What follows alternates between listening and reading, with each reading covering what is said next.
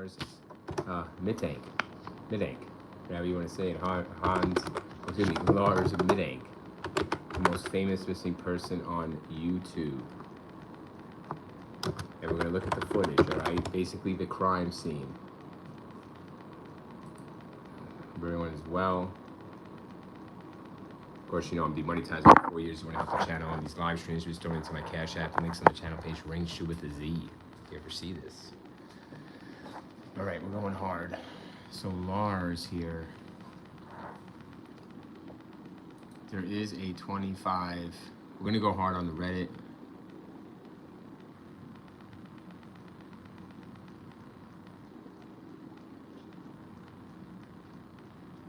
See, like, there's a short here of the footage, but I want to see, like, the actual video. It's 1:44 here. It's Bing.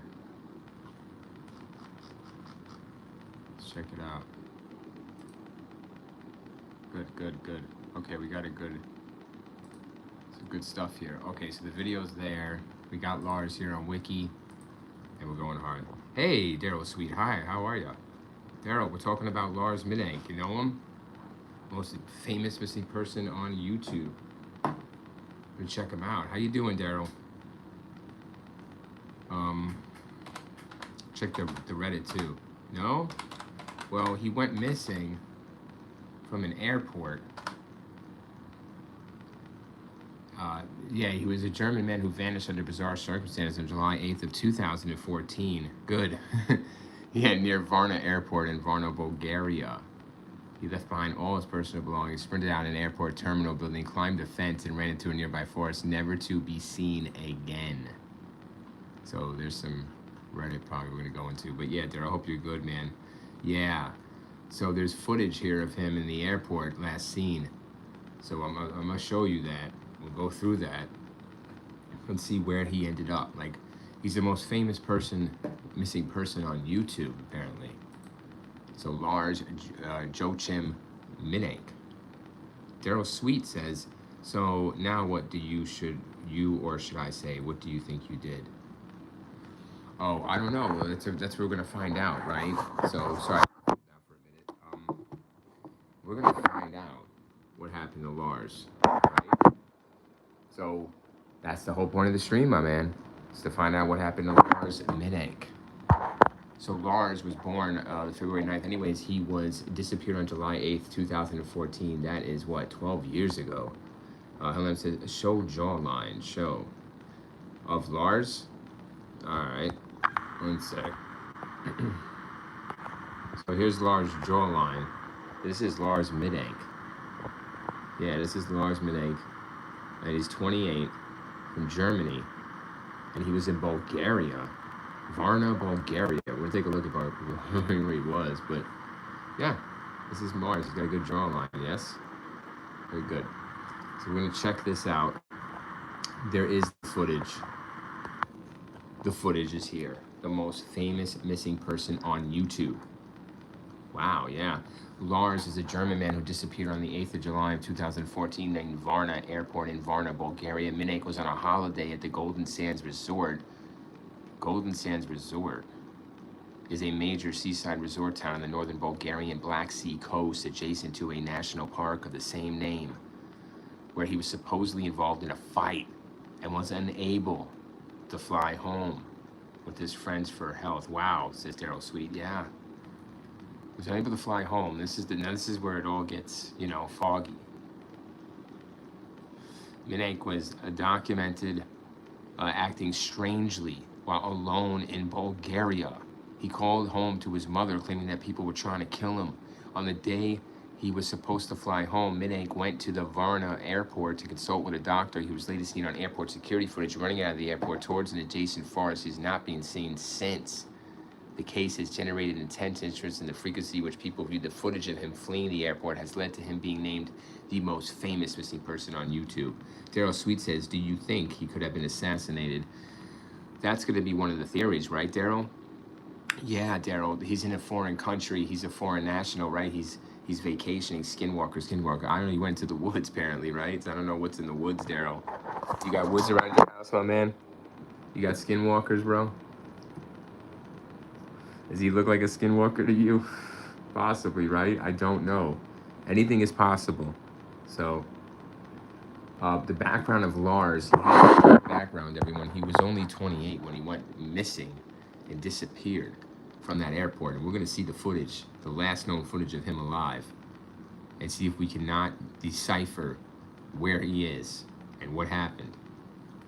Like, you could see what happened. We have the footage, so we know what happened, right? It's just a matter of why it happened and where the fuck he is. So, Lars Mittank was born on the 9th of February 1986 in Berlin. Daryl Sweet says, yeah, he might be. Right, he might be, dude. Like, I don't know. You know, that's a possible. Anything is possible, dude, right? Jesus said anything is possible. So, I'm down for what he says. So that's why we keep an open mind. But it's going to be Occam's razor here. We're going to always, remember, viewer always follows the one true law when it comes to true crime, is Occam's razor. So do your homework, Daryl Sweet. Do some research on Occam's razor and come back to me. Watch this video. So Lars was born in Berlin, Germany. He grew up in Itzehoe, Schleswig-Holstein. He lived there for his entire life. He worked at a power plant, had friends and a girlfriend. He visited his parents frequently, and after his father suffered a stroke, he often helped his parents at home after work. He was described as a normal person. Unusual behavior and disappearance. This is from Wikipedia. So we're just going to read through the wiki here. He's been missing for 12 years and 16 days to the day. And he disappeared under mysterious circumstances. We're going to see that CCTV footage of his last known whereabouts. On June 30th of 2014, it's really important, everyone, with this case, okay? I got the trusted old pen, but that we need to read about the background leading up to his visit to the airport, supposedly to fly home or to see a doctor. I don't know who sees a doctor at an airport. That's the first thing I need to write down, right? Well, who sees a doctor at a fucking airport? So, doctor at a fucking airport in a foreign fucking country. Doctor at airport. Don't you tell me some stupid ass shit. You know? You tell me some stupid shit, dude. Alright. On June 30th of 2014, the 28-year-old Mittank traveled with 5 of his friends. Daryl Sweet says maybe a gang assassinated him. We're gonna see, right? Maybe. I don't know. Maybe. So he hit 5 of his friends. So he's with other people. He's 5 other people to Varna, Bulgaria. Varna is the 3rd largest city in Bulgaria, and the largest city and seaside resort on the Bulgarian Black Sea coast in the northern Bulgarian region. Is situated strategically in the Gulf of Varna. The city has been a major economic, social, and cultural center probably for all the time. One of the biggest. It was in Bulgaria there for tourism. It was his first journey outside of Germany. Really, Lars. Hey, Malachi. Hey, brother. What's up, brother? How you doing, Malachi? Malachi, everybody. How are you? We're talking about the most famous missing person on YouTube and trying to figure out where he went. And we're going to view this last footage here. We're just prepping. Thanks for the like. Appreciate it. Thank you for liking. Thank you, Daryl Sweet. Hey, thank you, Malachi. Appreciate you guys. All of you. So we're just reading up on Wikipedia here. You gotta get a background before we watch the footage of the disappearance. All right. So we're gonna set this all quick. Malachi says, I'm ex-military and not just much chilling. Oh, that's cool, man. Thank you, man. Appreciate you. Everything you do. I hope everything is well with you. That is awesome to hear. Military, you're not ex anything, bro. You were always military, yes? Always on guard, ready to protect and serve. The hell, fuck yeah. Awesome, Malachi. Thank you for stopping in, brother. It is late here. It's 1:45 where I am in the AM, and we are running over, Mr. Lars Mittank, the most famous missing person on YouTube. And we're going to find out where he went. Malachi says, I was a Marine for 10 years. Well, that's awesome. What do you think about surviving in the woods, Malachi? Apparently where he ran is some woods. I'm going to check the woods. I mean, are these livable woods? What kind of woods? Why isn't there a search party, organized to find this person in the woods in Bulgaria? I mean, Bulgaria sounds very foresty. I mean, what is out there? What kind of wildlife? Why is he running towards the woods of all places and jumping a 10-foot high fence? I don't know how high the fence is. We're going to find out if Mr. Mittank here, if he was so scared and so worried and so paranoid, apparently, he jumped a big-ass fence. Malachi says, I went to Afghanistan. Wow, man. Daryl Sweet says, we got the military involved. I know, man. It's the Real Reviewer channel, man. You know, I'm demonetized for over 4 years. YouTube's been making money off my videos for 4 years. Over 100,000 views on all my videos and not a dime to me. So, yeah, I wouldn't be surprised if they're sending in the military because I'm going hardcore all month long. You know? No prep. That's so funny. Thank you, Daryl. But thank you, Malachi. I appreciate you, man, sharing your background. And I do appreciate Daryl Sweet and everybody else coming in tonight. And the 2 likes. Thank you. So let's go. Going on. Malachi says, I'm a reason why our country is safe. Well, I appreciate you, sir. Thank you very much. Unfortunately, in these other countries like Bulgaria, right? You don't have much say over there, do you, sir? You know? Were you stationed over in Bulgaria when Lars Mittank was running over into the woods? That would have been a lifesaver, bro. But I appreciate you, man. Thank you, Malachi. But we're talking about Lars Mittank. Let's try to keep it to the service to the record. Yes, I'm sure you know how to follow those orders. Yes, sir. Yes, sir. All right. So check this out. The group was on a holiday at the Golden Sands. This is 5 of his friends, a popular seaside resort just outside the city of Varna. The week went by really fast, said Paul Roman, one of the Mittank's friends, on German television in 2016. We're going to pay close attention to these friends, even though they're not there with him at the time of the disappearance. We relaxed on the beach, swam in the pool, we played football, we went clubbing. He was relaxed. He was in a good mood. Another friend, Tim Schultz, said that Mittank did not eat much and that he would have only a small bowl of soup or a small salad at a time. His friends reported no additional abnormal behavior by Mittank until the final part of the trip. Okay. This is going to get interesting. Malachi says, would you join the military? I'm too old at this point probably to join the military. I did consider it in the past, but no, I would not join any military. No. Thank you, though. I'm glad you did, because if it wasn't for you, I wouldn't be safe.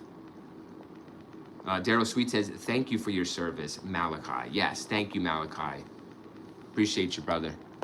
Thank you, Daryl, for that shout out to him. Always showing love. Appreciate the Real Reviewer audience. Always nice and kind, and we call bullshit out, so it's good. On July 6th, July 6th, 2014, I believe 2 days before he disappeared, the day before they were supposed to return home, Mittank and his companions were at a bar in town, and Mittank got into disagreement with some other German nationals over football. All right.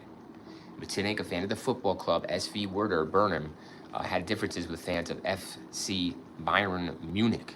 He then parted from his friends outside a restaurant after leaving the bar and disappeared for the rest of the night. Daryl Sweet says, I'm a YouTuber too, so I've been grinding. Bro, leave a comment on this live chat, Daryl, to your page, brother, to your channel. I will click that shit and check your videos. And if I respect it, I'll support it. Yeah, you know what I mean? We're starting to do that now. We're starting to check people, you know? You can check the Real Reviewer, check his channel, check him, the door. Thank you, Daryl. Love supporting other smaller YouTubers. Smaller YouTubers? How dare you, Real Reviewer? YouTubers, period. If you have a large library, you're a large content creator. Daryl Sweet says, I will tell you the name of the channel. Put it in the chat, brother. Love it. And Daryl Sweet says, Candid Sweet Dreams. Nice, nice. I will check it out. Thank you, Daryl. Sweet. I'm going to check that out, Mr. Sweet. I'm sure it's sweet.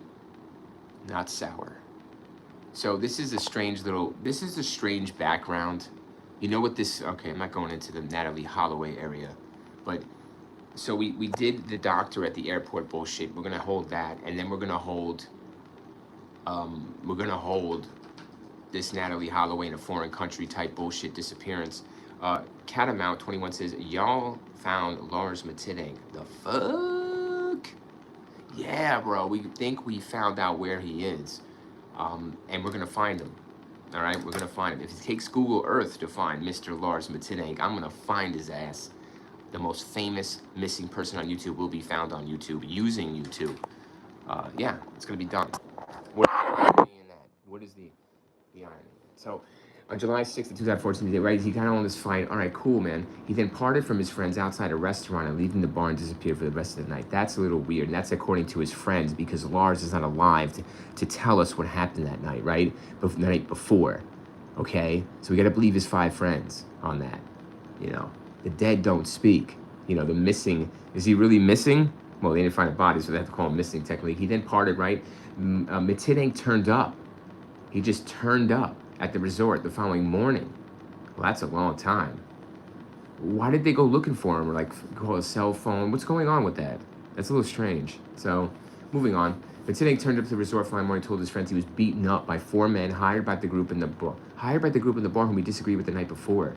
The fight resulted in Mittank suffering an injured jaw and ruptured eardrum. He went and saw a doctor who advised him.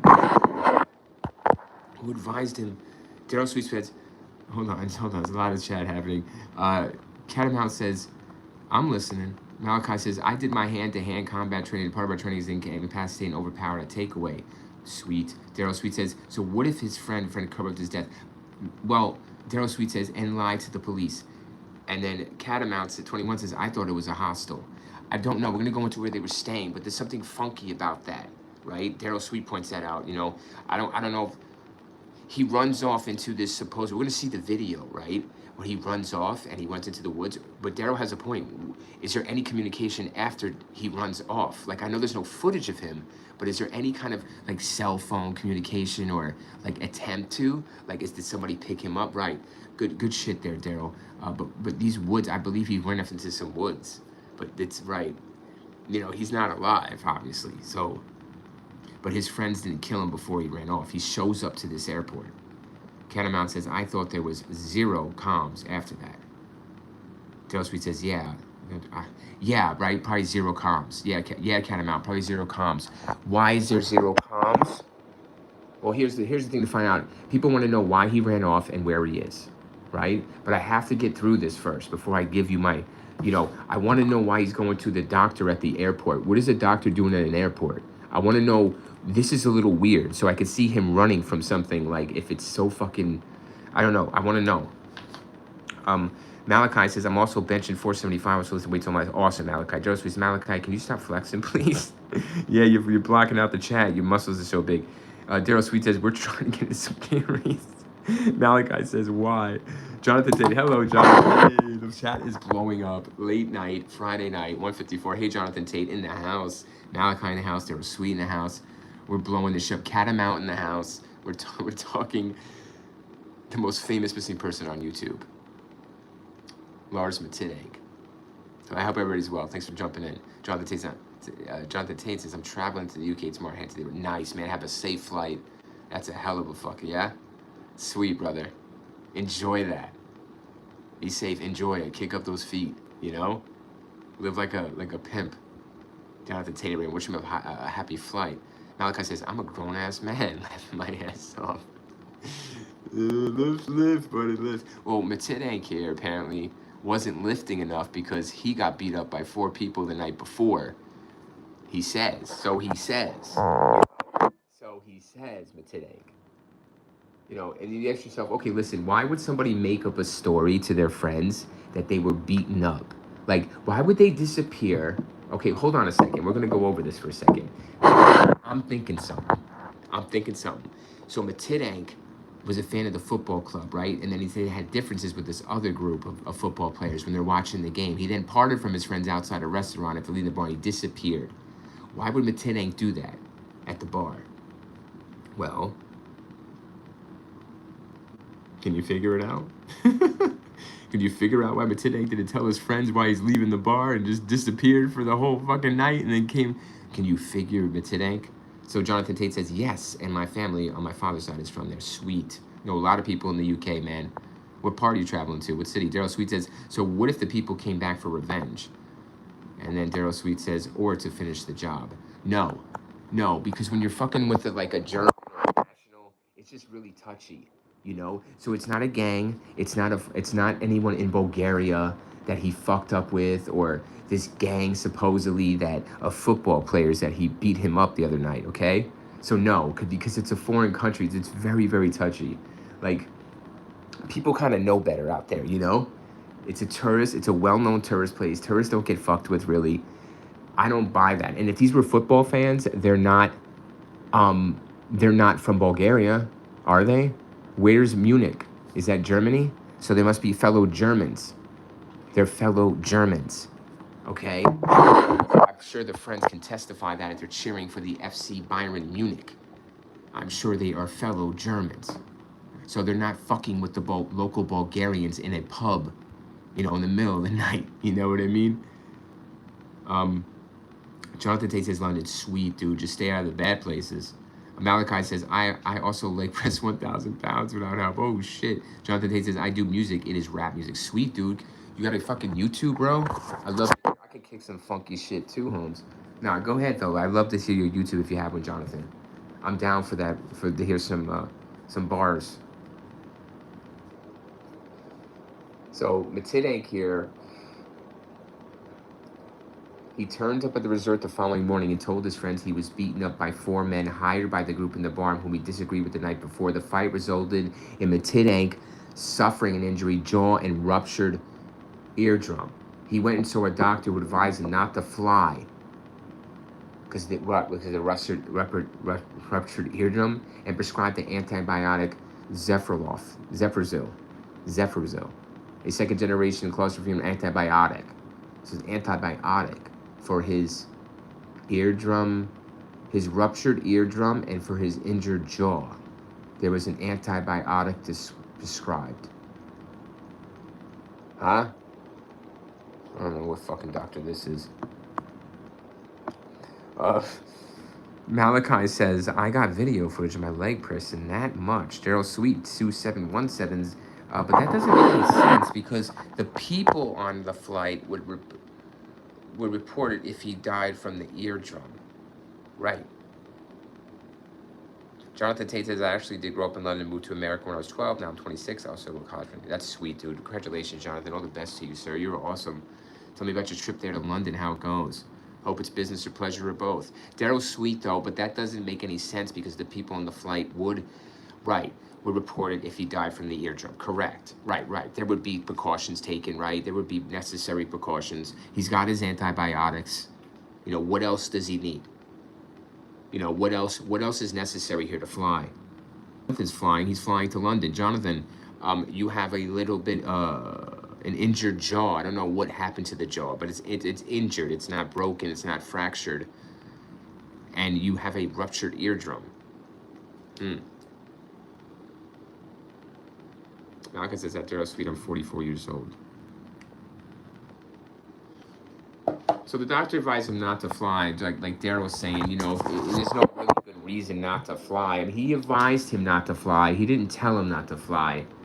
So he advised him not to fly due to his injury. Not saying that, obviously it's not the jaw injury, it's the ruptured eardrum because maybe of the drop in pressure, cabin pressure, right? Could burst more of his eardrum. He could maybe have permanent ear loss.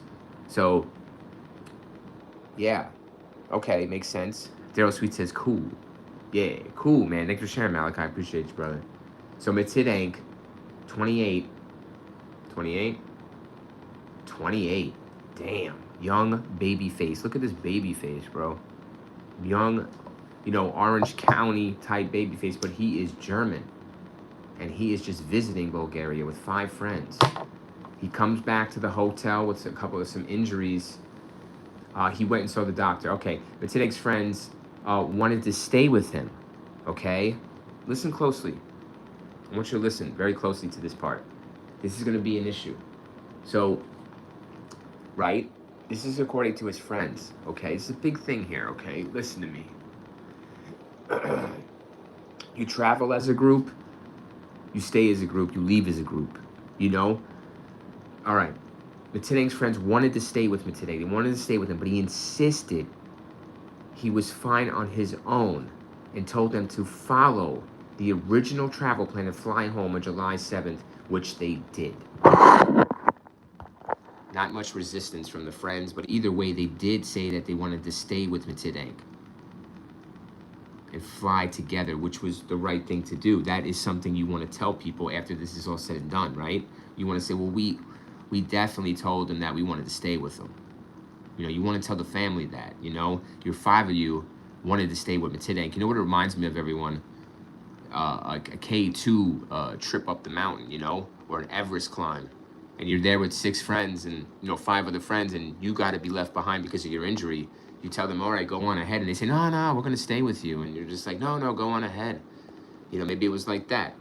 Malachi says, I also have 4 kids. And Daryl Sweet says, wow, Malachi. Daryl Sweet says, sorry, I don't know what's going on with my voice thing. Daryl Sweet says, sorry, it's misspelling. It's okay. It's okay, Daryl. We got you. Daryl Sweet says, what if he sells, okay, the self-destruction, huh? We're going to take a look at this footage, everyone. We're still holding. Thanks for the 3 likes. I appreciate you guys and your attention tonight. I appreciate your time. Thank you. Malachi. I appreciate Malachi, Daryl Sweet, and everybody else. Catamount, everybody. Malachi says, I served in Afghanistan. I was in the war, and I thankfully survived. Well, I heard there's a big giant they fought up in the mountains there in Afghanistan. Did you hear about that? Is that real? Well, you want the real review to do a video on that, and you want to join and give your opinion? Were you there for that? What do you think I think that is? That is a great one, the video. The Giant of Afghanistan. But Mittank's friends wanted to stay with him, but he insisted he was fine on his own. He told them to follow the original travel plan and fly home. Mittank checked out of the resort at the same time as his friends. Stop there. Oh, okay. He did, okay, so what he did was check out of the same hotel and then checked into another hotel, Color Varna, for 1 night. The hotel was cheap, and it was close to the airport. However, a day after his friend left, he began to act paranoid. And Wikipedia says that paranoid in psychiatry is paranoia is a wrong perception in which a person thinks others are planning to harm them. A paranoid person may believe people are concerned with everything they are doing. These beliefs can also be persecutory beliefs. Okay, so everyone's out to get me. You know, people are talking about me. This person's out to get me. They want to steal my things. They want to hurt me. They're not trying to help me. Possibility Mittank had a concussion. Possibility Mittank had a concussion. You know, whether this story is true, everyone, about him being jumped that night or disappearing for that reason, like, no. I don't buy his reason to his friends why he disappeared. I'm not sure about the injuries. It's possible he was drunk and fell. It was possible he was punched. You know, after maybe doing some advances on someone, or, you know, something went wrong. Because he did disappear and didn't tell his friends. Why do you do that? To do something that you want your friends to know about. Okay? So that's the reason for Mittank doing that. And his friends were baffled by that behavior. Because he's in a foreign country, he's having a great time. You know? Daryl Sweets, Malachi says, Daryl Sweet says yes. Malachi says it was traumatizing being there. No, I'm sorry to hear that, Malachi. I don't want to know the screaming and yelling and smells and sounds, and, you know, I don't want to know what you smell when you hear, when you know what I mean? I'm good, brother. But thank you for everything you've done, for the suffering you have to go through. I'm sure the Mittank family is suffering to this day. But so the doctor lied. I don't know who this doctor is. I don't know why a doctor is in an airport, but we're going to check this out in a minute. I think we're getting there. And we're going to check the airport footage. But Mittank could have been misdiagnosed. Misdiagnosis. All right? So Mittank was misdiagnosed, I believe, with this. He might have had an injured jaw. He might have had the ruptured it, but I think he had a concussion. A concussion of some form. Okay? Bam. To explain this behavior. The most baffling question about Mr. Lars Mittank is his behavior and his sudden paranoia. All right? And his sudden change in behavior. His shift. Right? After his friends leave and after this night of the injury. So, possibility of a concussion just based on the behavior of Mr. Mittank. So Mittank goes to another hotel, he checks in, his friends leave, and then he begins to act very paranoid. While at the hotel, Mittank called his mom, Sandra Mittank. In a whisper, he told her that people were trying to kill or rob him and that she should cancel his credit cards. Look at the escalation, and the paranoia is off the fucking chart, right? All of a sudden.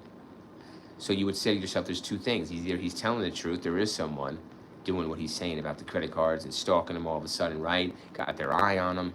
You know, he's a tourist in a foreign country. He's a white person, right, with money. You know, yeah, that's a profile. Any robber is going to profile. If you're a smart thief, you're going to profile a high spender. So if you're a good thief, you're a good stealer, you're good at your job at stealing and robbing, you're going to be fucking profiling. And a good profiler knows that Mr. Mittank possibly has some cash. But no, because Mr. Mittank, right, he's whispering. That's the problem. There we go. Tell him, why can't you tell him? Well, I'm telling you.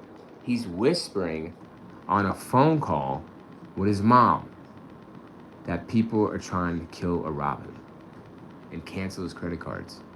He's whispering this. So hold on a second, everyone. Put yourself in Mittadank's situation. He's in a room. In this room, we could look up the hotel. I bet you the room is like whatever, but it's, you know, he's in the room. He's got a concussion, so he's not in his right mind, obviously. And he could be hearing stuff. Voices from the other rooms. They could be amplified by his concussion. And they could be, turn into paranoid thoughts or voices amplified in his head. Possibility. And then he's whispering. There would be no need to whisper. You're alone in your room. So he's alone in his room on the phone with his mom. There would be no need to whisper to her this information. There's no one around to hear it. There's no wiretaps. You know, this is Bulgaria. You know, he's saying there's people trying to steal from him and rob him, so cancel his credit cards. He's not saying that the room's tapped and he's hearing fucking, you know. Daryl Sweet says, well, so what if the doctor was paid to do it? Malachi says, I have a little PSD. I'm sorry to hear that. Daryl Sweet says, so what if the doctor was paid to do it? Daryl Sweet says, and oh, they're fury. What if the doctor gave him a med which killed him? Well, we're going to find out that information. You can't find out that information because they never find a body to do a toxicology. And if you do now, it's only fucking bone. And if it's even bone, you know, you're lucky to walk away with a femur. But either way, Daryl, you have a good point. We're going to talk about this doctor. I want to know more about him, you know. Definitely could be paid off. He's got to keep his job. You know, fuck Mr. Mittank. You know, this guy needs his job. He's there forever. Mr. Mittank was just visiting. So you are right, Daryl. Sweet. Possibility of payoff. To shut his fucking mouth. Yes. But I want to know what happened between him and the doctor. Yes. It's an interesting part. So what happened was Mittank, right, told his mom, he's whispering on the phone to his mom like people can hear him. So that really gives a sign to me of there's a mental break here all of a sudden, and it's after this injury to the ear, and that is a head injury.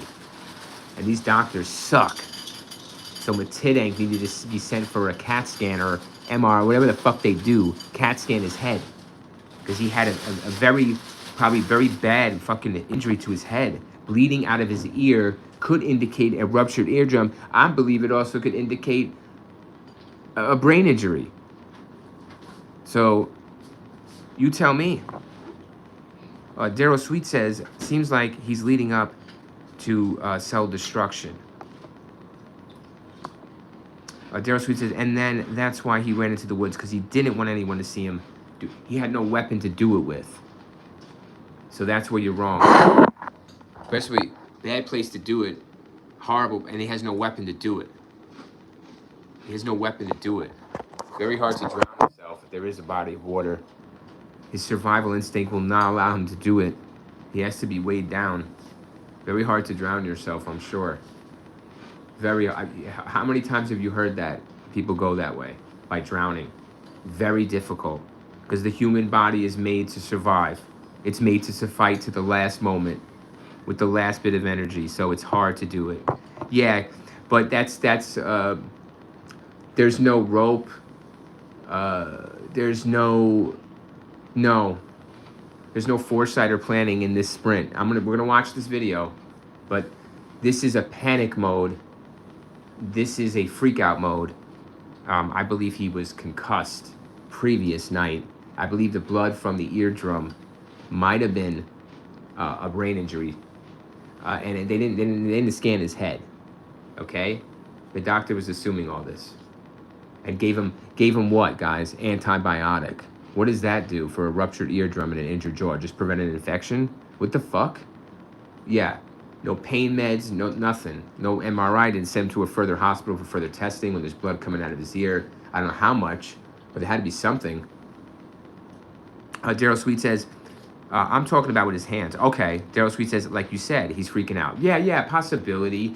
But no, the human body is meant to fight for survival, so even to do that to himself with his own hands would be damn nearly impossible, because his hands would let go at the last moment to breathe. So no, that's why self-destruction is so far from the normal, because the human body fights against it, mentally and physically.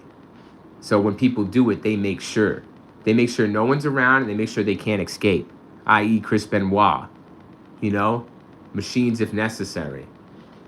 You know, when people do it, they don't take one aspirin, they take 50,000, you know. So you need to check yourself at the door, Mr. Daryl Sweet. I'm glad you're here, sir. I will educate you further. I will open your mind. So Mittank tells his mom, now listen to this, the closed circuit television cameras in the hotel recorded him pacing up and down the halls, looking out windows, hiding in an elevator at 1 a.m. in the morning. He left the hotel before returning about an hour later. It is not known what he did in the intervening period. In the morning, he once again called his mother, telling her that the people pursuing him were getting closer. Guys, how weird is that talk? How weird is it? It's so weird. I don't even know Lars Mittank, right? His mom does. And I bet you, what does his mom say about this behavior? This is not normal. His friends say it's not normal. His mom's got to be like, what is going on? Why isn't his mom on the phone? Why are we getting moves made here? I don't know what's happening there with the mother, Sandra Mittank. That your son is saying shit like that and it's not normal, you like, listen, Lars. I'm gonna call the fucking Bulgarian police. I don't know. That don't seem right to me, you know? But what do I know? I'm not his mom, unfortunately. Excuse me. I'm sorry. Daryl Sweet says, you're gonna scare me. It's almost 2 or 3. I know it's almost 2. It's 2:15 a.m. in the morning here. I could not resist. These streams for me have been nothing but gold and great and fun and interesting. I do a lot of movie reviews in the past and the present, but now I do a lot of true crime in the past and present. But this is, like I said, successful videos and a lot of conversation around them. So I'm demonetized for 4 years. I'm looking for donations to my Cash App registered with a Z. Link is on the channel page to keep streaming and doing these streams and open up, you know, to what happened here to these people. But thank you, Daryl Sweet. I am a little freaked out. I had someone come in, so, you know, I'm not too scared yet. But I am going to be very, very soon. I'm telling you, we're going to see the footage of Lars. So we're going to get to the airport and we're going to watch the footage. So this is an interesting part, though, with this. With him walking up and down, pacing. He's hiding in the elevator at 1 a.m. He left the hotel. Where did he go for the hour? It's not known. In the morning, he once again called his mother, telling her that people pursuing him were getting closer. A very weird conversation, but it feels, I have my suspicions about what's going on there. But Mittank was last seen at Varna Airport on the 8th of July, 2014, on the day he was hoping to fly home to Germany. Okay, we're getting to it. Daryl Sweet says, wow. Dr. Mounts TBGGN says, day 28 of asking streamers to fart into the microphone until one obliges me. Hey, Dr. Mounts TBGGN. All right, brother. Good luck to you, man. Lars Mittank ain't farting nowhere. You know what I'm saying? That ship sailed a long time ago. You know what I'm saying? But thank you. Appreciate you, doctor. You're just what the doctor ordered. And I appreciate you, Daryl Sweet, and everybody else that came in. Cosmic WebX says, hi. Hi, Cosmic WebX. How are you? We are in here talking about the most famous missing person on YouTube, Lars Mittank, and what happened and where he goes. You know, explain his behavior. Thanks for the 3 likes, everybody. Appreciate you. Appreciate your time, everybody that came in and chatted. All right, we're gonna look at the airport footage now. Yes. So Mittank, I want to talk about this for a second before we look at the footage. So Mittank was last seen at Varna Airport on the 8th of July, right? We're going to see the footage, his last known footage alive. The day that he was hoping to fly home, right? He texted his mother that he had arrived at the airport. That sounds pretty normal. Yes? Okay. Shade _ Azazel says that the M Cave guy. No, it's not the M Cave guy, but he's interesting too. Shade, he's interesting too. Azazel, thank you. Daryl Sweet says, okay, yeah, right. The M guy, Cave guy. No, it's not him, but Shade Azazel. That is great damn idea, brother. That's a great one. The M Cave guy is very fucking interesting. Got to cover his ass, right? What happened in S-Man? You know? Is he in another portal through the cave? We'll fall. That's another video. Yeah, Shade. No, this is about Lars Mittank. He ran out of an airport in Bulgaria into some woods and never returned. He was never seen again. And he's the most famous missing person on YouTube because this footage we're gonna watch together is the most viewed, apparently, footage of a missing person on YouTube ever. Daryl Sweet says, do you like the longest monster or Lucky? That's a Vermont locust monster, almost. I'm not sure, man. I don't like insects, but I don't know if that's a movie or what the deal is there. You gotta be specific. I'm sorry, but Mittank. Okay, guys, this is the part. He arrived at the airport, right? So he tells his mom, "Hey, I'm here at the airport." That sounds pretty normal, doesn't it, guys? All of a sudden, he's normal. Mr. Mittank here is acting normal. He sounds normal. He went to consult with the airport doctor, Kosta Kostovov.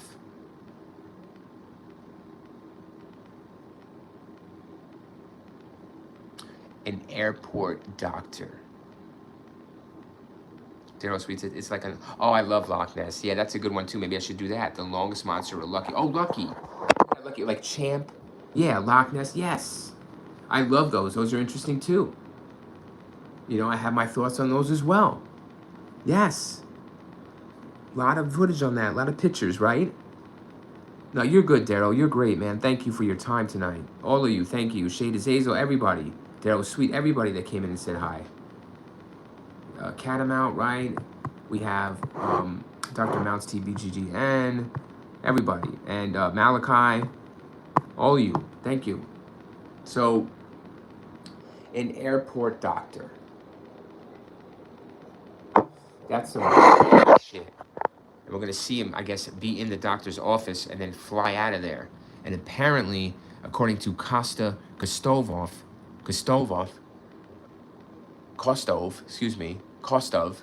later described his behavior as nervous and erratic. Okay. Yes, I mean, yep, Lake Champagne, right? Yeah, Michigan, right? Yeah, I think so. Yeah, I love it. Loch Ness, Scotland. Nessie. According to Kostov, he told Mittank that he was fine and could return home. Okay? Okay. What was Mittank's reaction to that? That he was fine and he's able to just leave and fly home and go home and never be the most famous missing person on YouTube. Just go on the plane, go back home. This doctor says that that's all that happened. See? Cool. However, Mittank did not leave his office, expressing doubt about the medication that he was taking. So give me a second. I told you I had a little confusion about the antibiotic. You know, like, okay, I get it. I'm in pain. It hurts. My jaw hurts. My ear hurts. I mean, you give me an antibiotic. Yeah, the medication is Zeprozil. It's an antibiotic. I wonder what it looks like. Give me a second, everyone. Let's see what this pill looks like. What is he so concerned about? Because the pill was doing something to him. All right, stop. That's what it was. Okay. So Mittank was upset with the doctor because of the medication he was taking. He's expressing doubt about the medication. It's fucking with him. It's like, what do you mean it's fucking with him? Like, there's something wrong here. Like, with he was already prescribed this medication. What is the side effects of an antibiotic? Zephyr, if you mix it, is he drinking? Did they smell liquor on this motherfucking kid? Zephyr is a second generation Zephyr antibiotic prescribed to treat specific bacterial infections like bronchitis, ear infections, and sinusitis. It stops bacterial growth, but its effect against viral illnesses like colds or the flu. Ear infection doesn't help prevent anything, doesn't help treat eardrums. You know? That's a weird prescription. He should be downing this medication. I told you guys, I felt a little weird about this medication, even though it's just an antibiotic. The side effects is mild diarrhea, nausea, vomiting, abdominal discomfort. Nothing mental, but this is ineffective against viral infections like cold or the flu. I mean,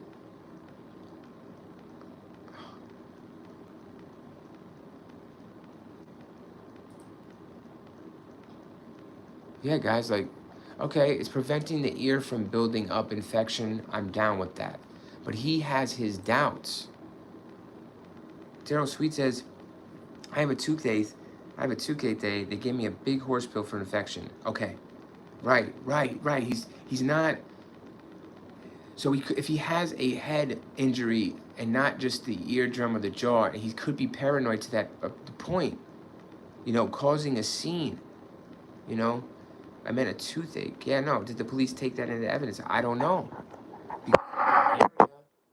This shit ain't going down, He's a foreign national. He's a fucking German. Like, he's not part of the country.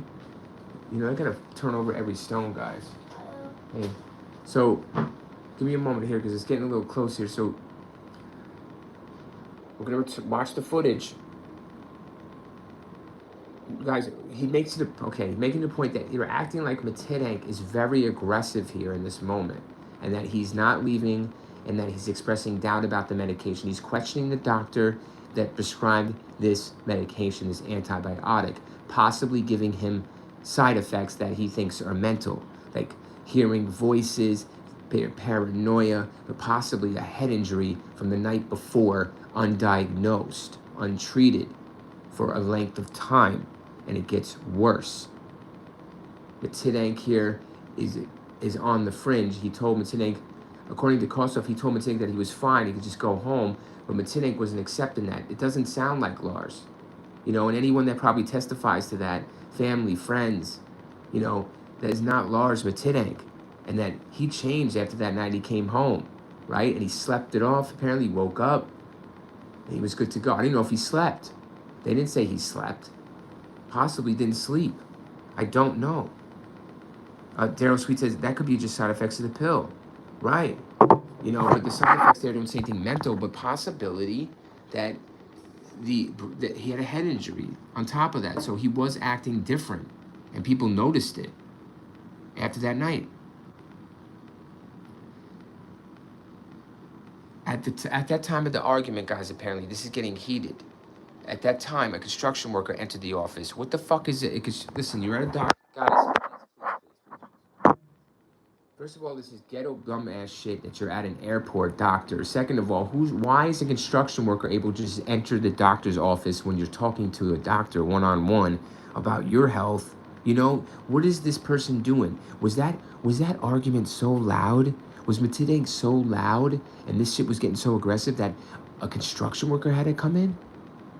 Oh, because the airport was only going in renovation at the time.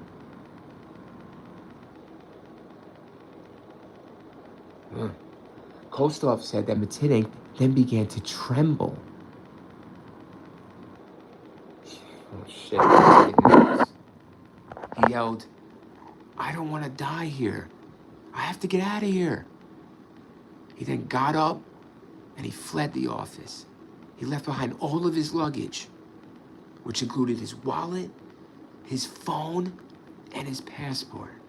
He was captured. We're going to see it now. He was captured by airport security cameras, fleeing the terminal. Once outside, he could be seen on the footage jogging. Okay, what do you mean jog? All of a sudden, he's slowing down. Wait a second. They're saying he's fleeing. We're going to watch the footage. All of a sudden, he's in a hyper state of fleeing panic. And once he's outside, he's jogging. He's slowing down. All right, so he's got away from the threat, right? He feels. So he's good. Daryl Sweet says, "What the fuck is construction work doing?" I'm at, yeah. Well, they said it was renovations, but what is he doing? Like, that's the airport renovation, not the doctor's office renovation. And what is the doctor's office doing in an airport? And what the fuck is people just walking in and out of this fucking doctor's office with Mittank? I don't get it, everyone. Right, so that's fucking weird, bro. If a nurse walks in, guys, that's fine. You know, that's one thing. If your mom walks in, that's another thing. You can't even have your fucking mom walk in and your dad without permission. Motherfucker.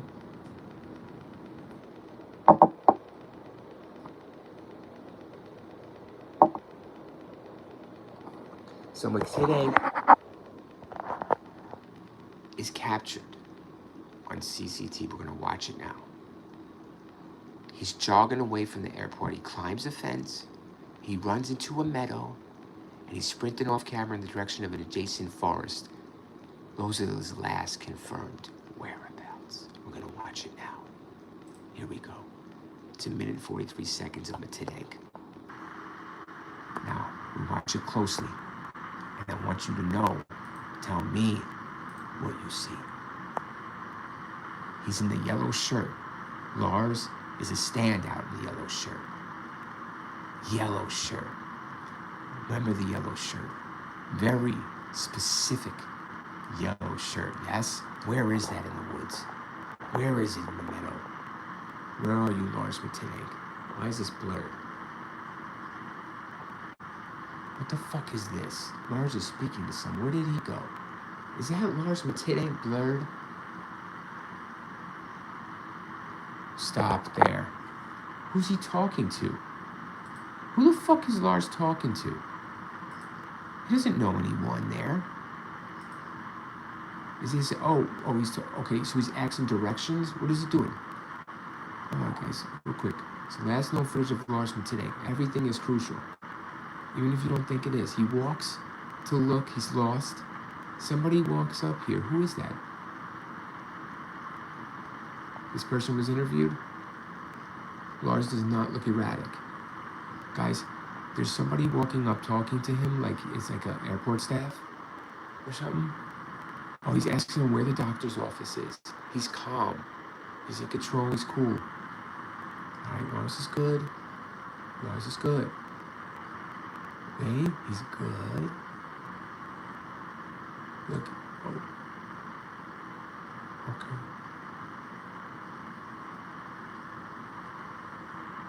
All right. Where is he? Oh, he's gonna shoot now. There goes Lars. He's running really fast. Okay, he goes out the door. He stops though. He jogs. He jogs. All right, he jogs a little bit. Like I did something wrong. Is that something wrong, run, or where is he? There he is, Mittank. Do something wrong? No, Laz, we went through the transcript what the doctor said happened in that doctor's office. Mittank's walking. All right, so the panic has stopped. So he panicked. He ran out. He panicked. And Mittank is gone. See, this is blurry, guys, but he's going off into the woods, to the meadow. Run it. Wish you could loop it. Mittank. Give me a moment. I need this on YouTube. I need to run this. Go on, interesting footage. So, listen.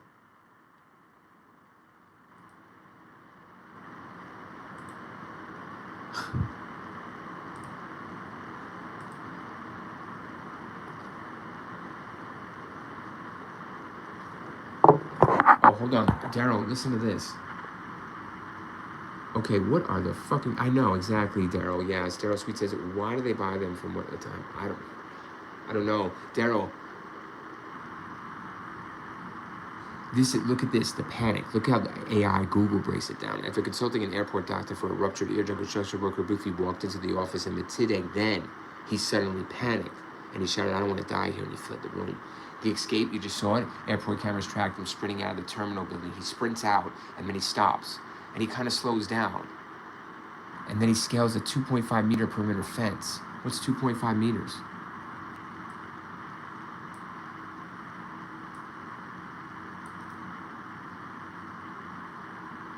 So I'm gonna find out in length.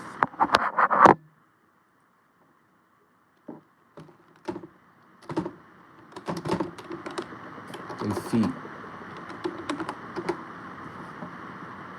It's an 8-foot fence. It's an 8-foot fence. 8 foot. That's a hell of a jump, yes? Is that good? He's in control, physically. Daryl Sweet says, yeah, this could be from the paranoia, possibly. But what would cause that? You know, okay, psychosis from the side effect. He didn't look psychosis in walking in there.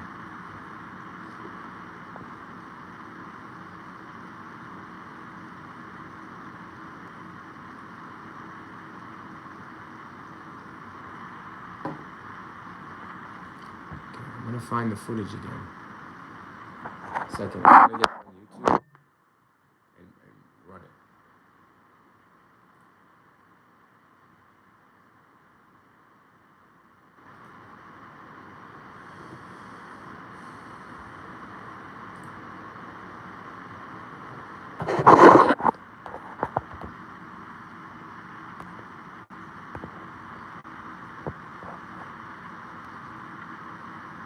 Okay, that's the fence. It's so bad. All right, listen. What's in those woods? Like, he's obviously dead in the woods, right? That's where he is. He's dead in those woods. Died around there. But why did they find him? I don't fucking know, guys. I didn't go over there in that country and go look for him. You know what I mean? But obviously, the questions are 2 questions here, of course. Where is he? And why did he do that? You know?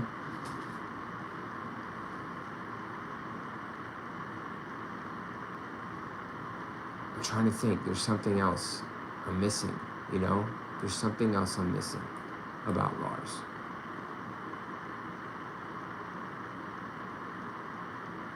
There's something else. Just can't put my finger on it at this moment. That's why I'm on stream. I don't know why YouTube just don't play the video straight whole. There it goes, 8 years ago. There we go, because I want to run this repeatedly. Okay, here we go, I have it. So we're just gonna run this over and over on Lars. I'm gonna try to figure this out, because we went through everything so far, and we're stopped here. So Lars got in a fight, and keep running it. The day before, he had a ruptured eardrum. Right, Daryl? Daryl says, Sweet says, I can imagine now. Daryl Sweet says, you need to go over there and look for him, jump the fence. Right. Daryl Sweet says, I can imagine now. Daryl Sweet says, new video, I go find him in the woods. Right, I mean, listen, really though. That's look at these buildings here. These are, even though these are blurred out, if I get a Google, I can't get Google Earth over there, can I, in Bulgaria? But, oh, maybe I could, right? But the woods do not look like, it looks so residential still. But Lars isn't freaking. Then he freaks, and then they're saying, well, he thought somebody came in. Where did they come in? Where did this construction worker come in? Did you guys see a construction worker walk in? Because they cut that out.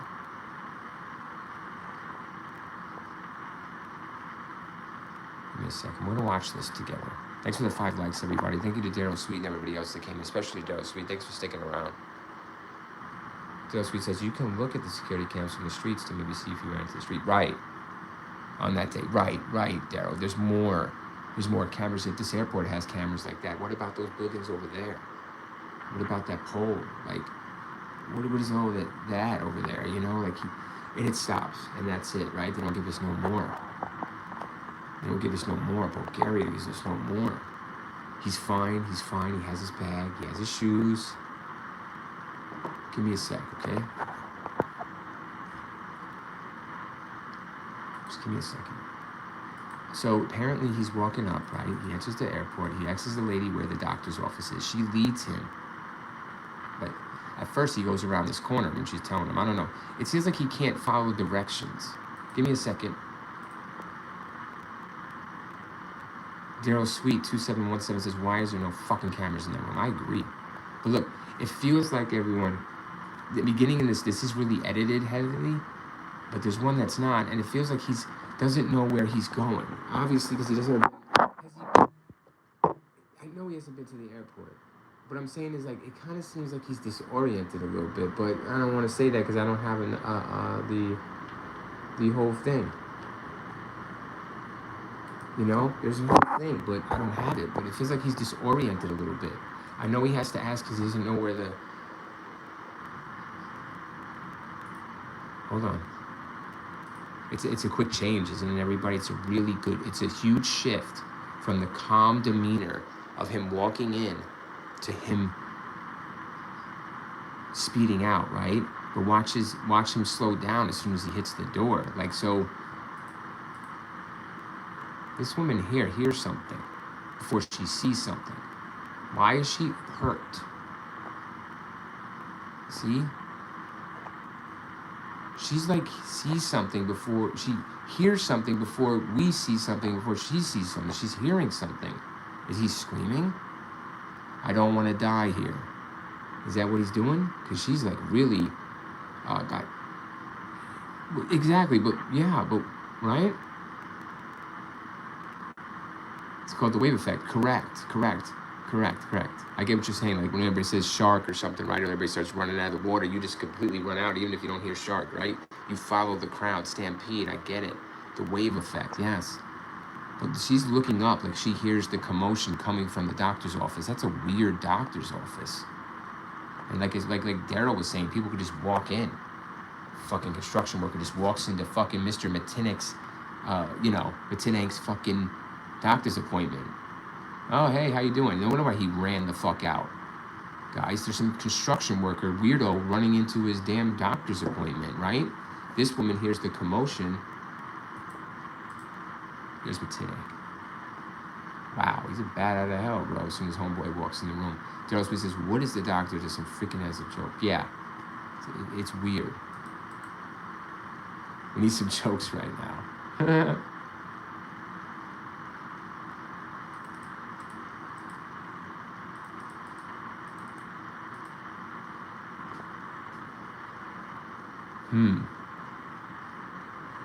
That woman, right? I'm gonna keep an eye on her real quick because I want to see if she does. Yeah, she sees Mittank. So she hears him and she sees him. See her, will follow. Yeah, so this woman, okay, so there was commotion. There's no audio on this, right? So obviously no audio. But what the doctor is saying is that he was screaming, there was commotion. Look at the woman. She hears it before she sees it. And then she follows Mittank. And she's like, whoa, that's some shit. Yeah, Daryl Sweet says Rose, like you say in Bolt. Yeah, exactly right. But you see that? The woman hears the commotion before she sees it. And she's following it with her head the whole time. So Mittank goes in. This woman hears, look, she hears the commotion. And then, boom, she follows him. Like, whoa, there he goes. That was some crazy shit. There we go. She heard it. She heard Mittank freak. Big Tex is so sick of the animal. Thanks, Big Tex. Appreciate you, brother. Whatever that means. Not sure what that means, but thank you. I guess. Daryl Sweet says something's not up. Because if the construction worker tried to kill him, the doctor would have reported it. What if they're both on the same side? I don't know. This is just I know it's just a theory, right? Yeah, no, we're just spit. That's what we do. Daryl, anything you say is fine, but there's no judgment here, you know? You come to the Real Reviewer channel to share your thoughts freely, all right, without judgment. There is no right or wrong answer, you know? This is here to find an answer, find the answer. Occam's razor, man. The simplest explanation is the truth.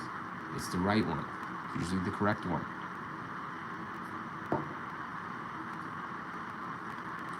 But my point is with this video is that the woman here hears the commotion. So there is a loud, Mittank is loud. And then the run. Wow, he is quick out. She's like, whoa, this. Give me a second because Mittank, he doesn't know where the fuck he is. Right? He's in a place he doesn't know where he is. So where does he think he's going? Is him coming out the front?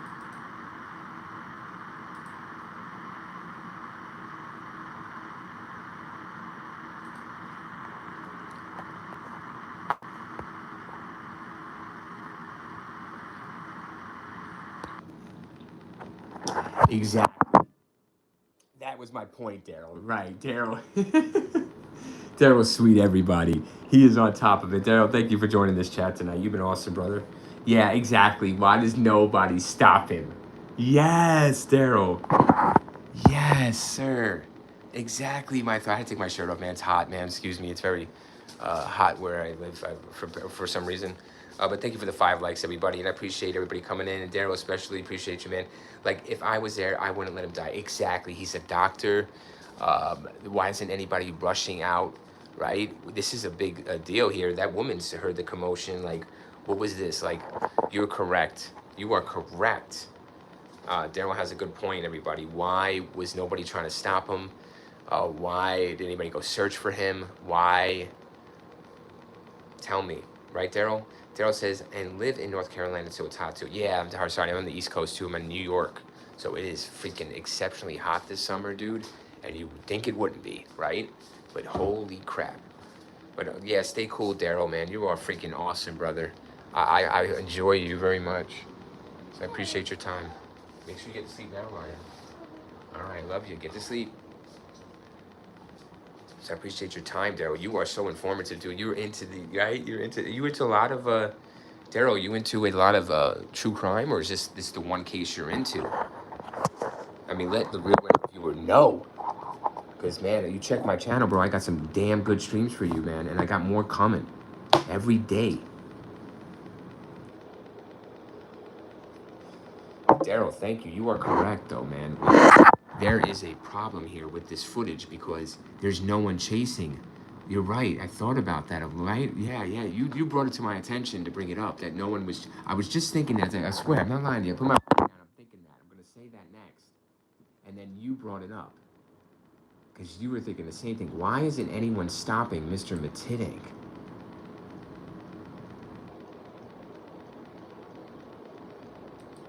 You know what? He's walking like, you know, when you walk, I don't know. It's hard to you know what the problem is, Daryl, is his psyche. Daryl Sweet says, I'm into a lot of cases. Daryl says, I really like to see what happens. Yeah, man. Yes. And I want answers, you know? I don't want questions. I don't want the same fucking questions, you know? Asked again in the video. I want to know answers to shit. I want to know new stuff. Show me something new, you know? And I just showed you, you know, that woman there heard the commotion before it went down. Something went down in that room. Apparently, this construction worker, what is he doing? Run, you know? So listen, hold on. Mittank leaving his luggage. Mittank leaving his luggage. Talk to me, Willem. Talk to me. Why? Why? You don't give a fuck about his luggage. But you're different, thank you. Oh, great. Okay, thank you, Daryl. I hope I am. Daryl Sweet 2717 says, because most YouTubers just add it up and then don't show it. But you're different, thank you. Really, thank you. I appreciate you, Daryl. I'm trying, man. I'm trying the best I can. You know, I want to show myself. I want to show this, but I don't even want to show myself. You know what I mean? I want to talk about it, but I want to be about it, right? Show some evidence here. Like, we have the same stuff. I don't want to use anything special. Yeah, you have it, we have it. Let's use it and come together and find out what the fuck is going on. Well, the luggage. He left Mittank left his luggage, which included his wallet, his mobile phone, and his passport. Think about it, guys. Talk to me. Talk to me, Daryl. You would think you would get his luggage. Yeah, talk to me, Daryl. Why, though? Why? Why would he leave it? You know? Why? That's his passport. That's his phone to his mom. See, this is what we got to figure out real quick, okay? Because this is a problem. This is a problem for me. This is a big problem for me now. Huge problem to this case. Huge. I could give far less if Mittank was being, whatever the, what I care about really, I know where Mittank is. Like, we know kind of where Mittank is, you know? He had no form of communication on him. We see that. He's bare naked, basically. I don't know where this is. I don't look at Google Earth, everybody. I'm not gonna do Google Earth on Bulgaria and see where this area is. But there's plenty of missing cases, guys, where these people go missing, right? And they fall into a lake, they fall into a pit, they die in the forest. Excuse me. But yeah,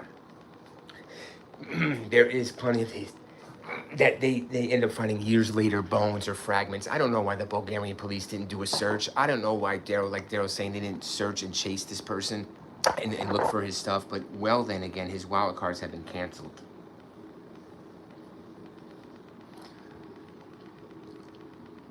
Listen to me very closely, right?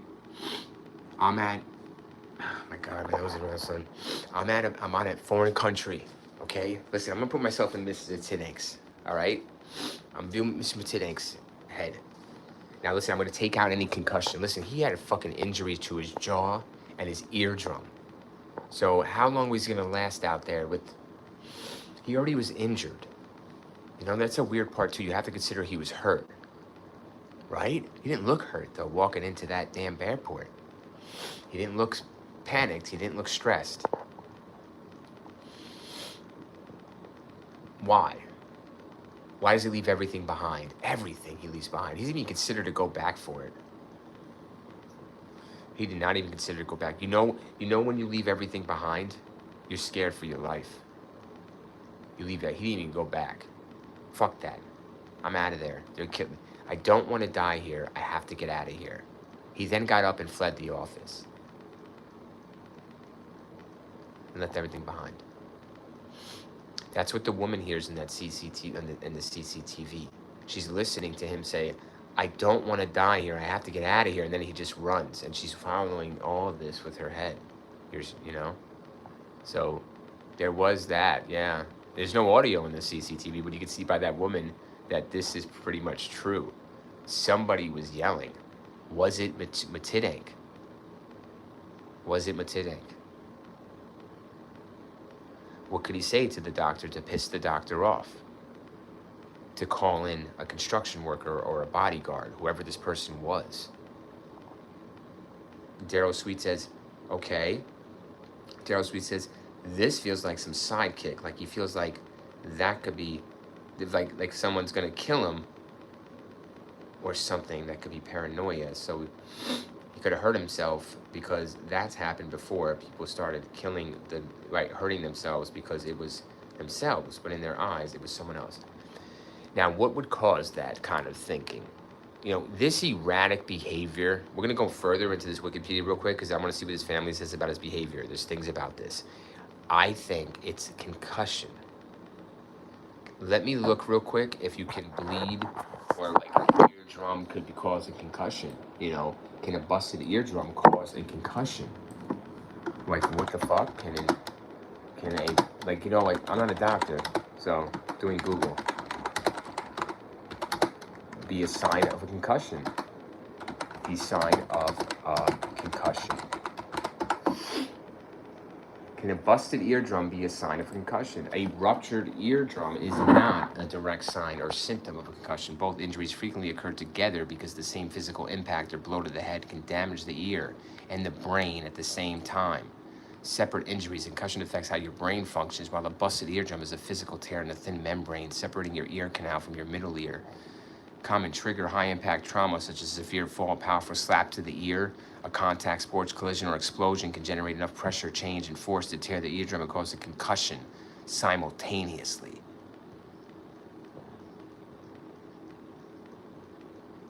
there it is.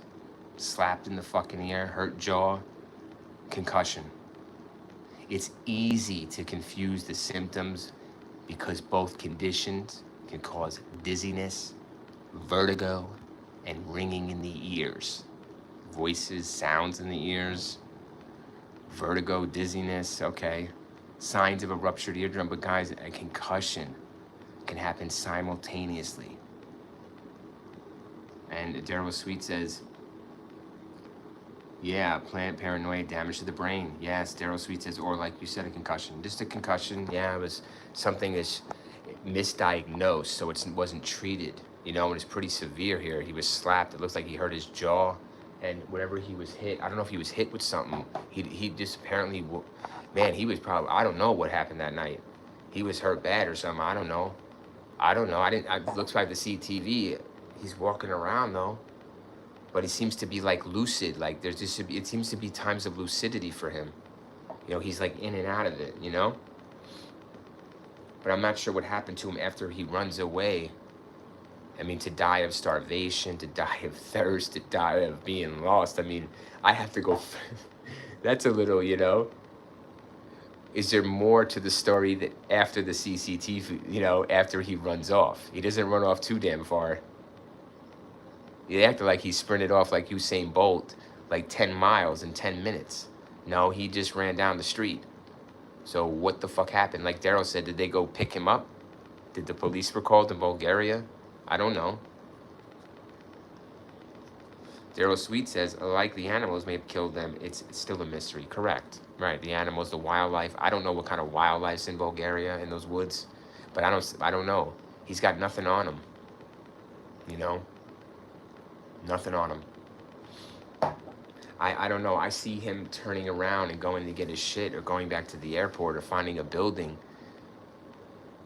I'm trying to think of what happened to him after that. But signs of a ruptured eardrum is sharp ear pain that may start suddenly and quickly, and a bloody, clear, or pus-like fluid draining from the ear, sudden or partial hearing loss in the affected ear.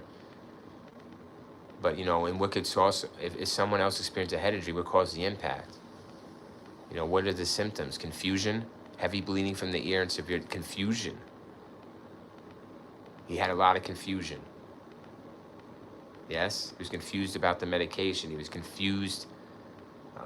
People were trying to kill him. He's confused on a lot of shit.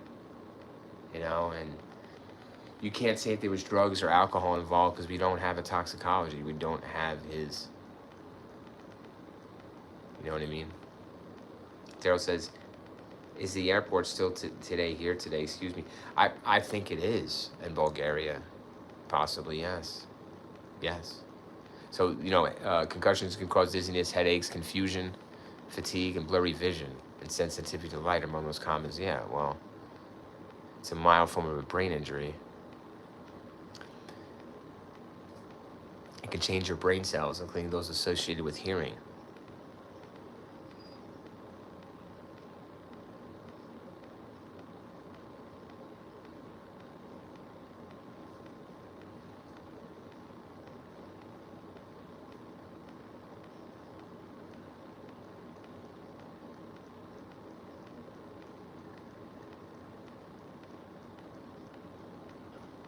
Sorry, I'm getting lost in this because Daryl Sweet says, but still, like it's still confusing. It doesn't yet. It doesn't yet.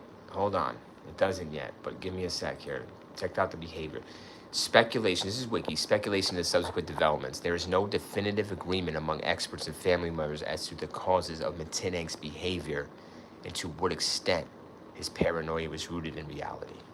I want to read that one more time because that was a lot to take in, right? There is no definitive agreement among experts. What experts? Like criminal experts, forensics, what are they talking about here? Experts, fine. I'm an expert, you're an expert, we're experts. There's no definitive agreement among experts and family members. Okay, it's a disagreement between the family members, huh? Why? What? Oh, between them? Between the experts and the family members? There's no definitive agreement among experts and family members as to the causes of Mittank's behavior and to what extent his paranoia is rooted in reality. Mittank's mother, alongside Bulgarian and German doctors, have suspected that Mittank's unusual behavior was a result of a rare side effect from the antibiotic that he was prescribed, Zephyrazil, a cephalosporin.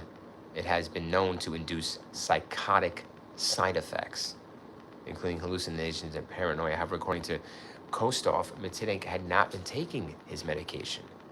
He didn't take those antibiotics. He didn't even fill out his prescription. I'm laughing. I'm sorry. What the fuck is going on here? Moped Mike said the camera being that close isn't flattering. Oh, I'm sorry, Mike. Damn, bro. I didn't think of that. I was thinking about Moped Mike coming here and not seeing my, not wanting to look at my sexy face. Damn, Mike. Sorry, brother. Maybe you should find another channel or another moped face to look at. Thank you, sir. Appreciate your time, though. That face is sexy. Thank you, Mike. All right, so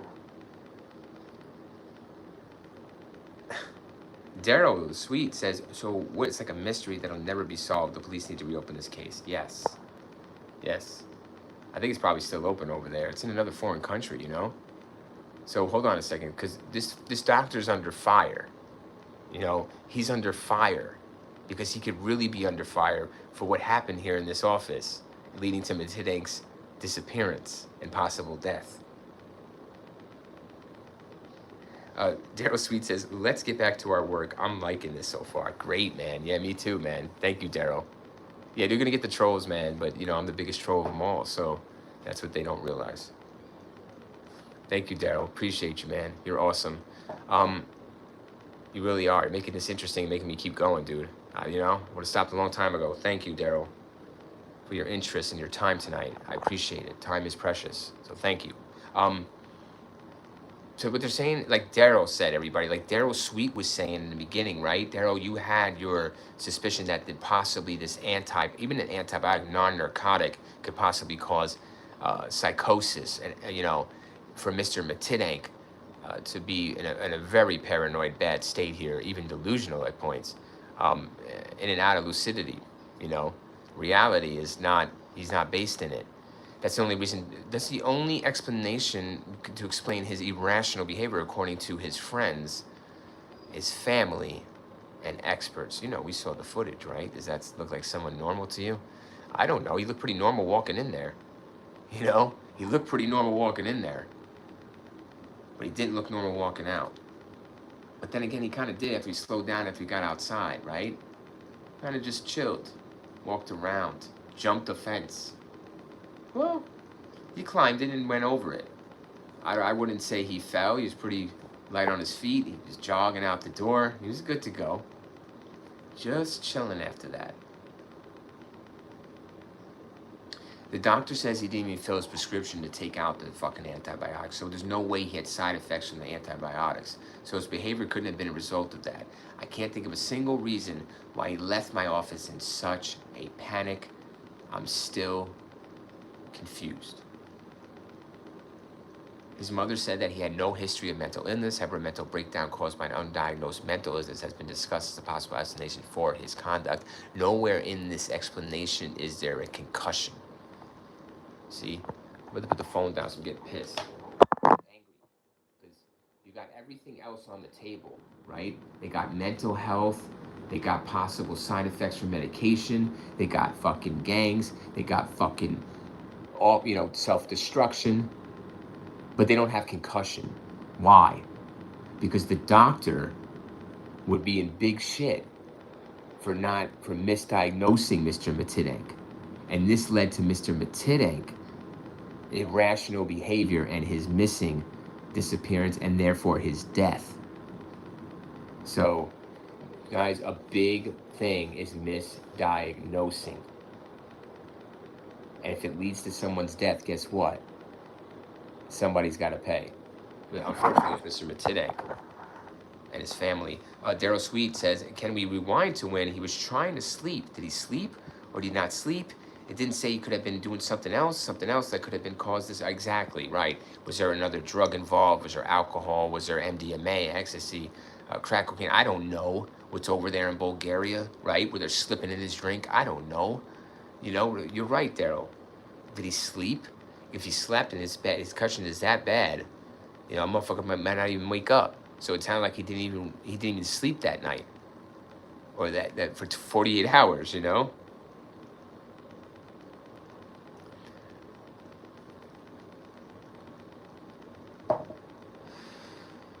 So the poor mother here says that, listen real quick, this doctor is still confused.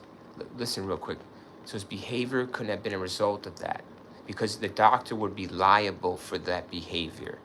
So this doctor has to say that the medication is not the reason for him going missing. Do you understand what I'm telling you? So you have to say that, and I expect that.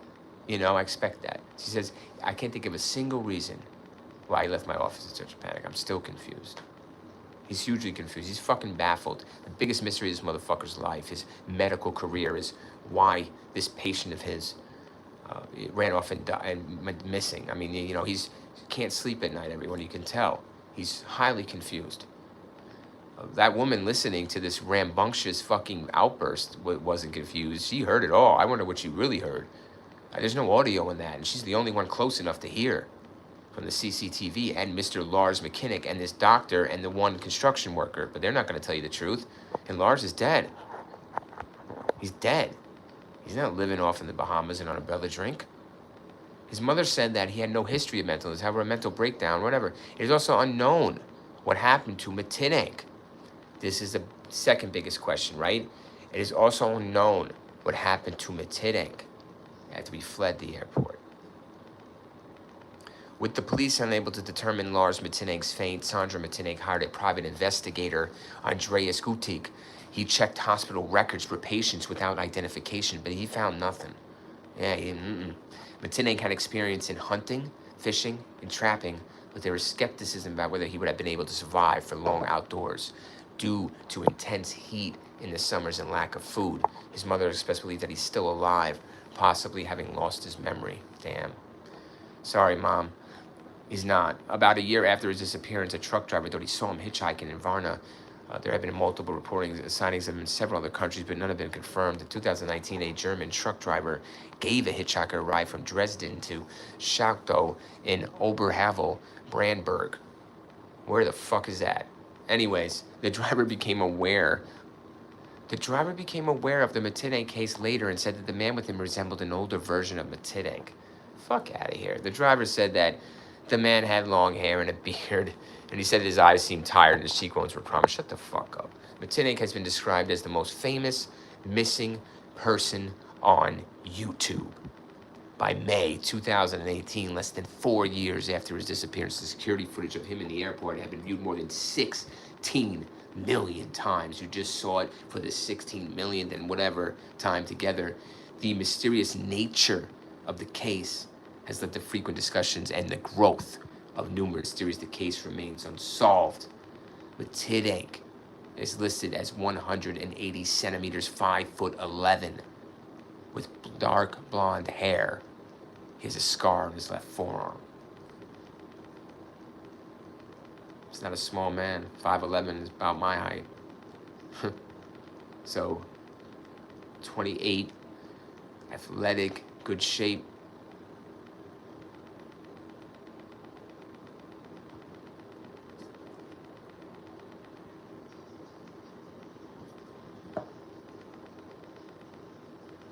Daryl Sweet says, just can't put my finger on it.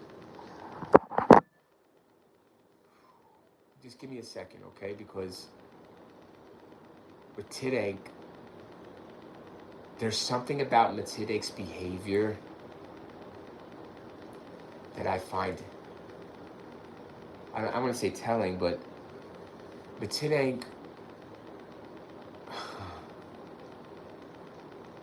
we relaxed on this is from his friend, okay? We relaxed on the beach, we swam in the pool, we played football, we went clubbing, he was relaxed, he was in a good mood. All right. Another friend said that Mittank didn't eat much, and that he would have only a small bowl of soup or sauce salad at times. His friends reported no additional abnormal behavior by Mittank until the final part of the trip. Okay. The football incident, he then parted from his friends outside a restaurant after leaving the bar and disappeared for the rest of the night. Right?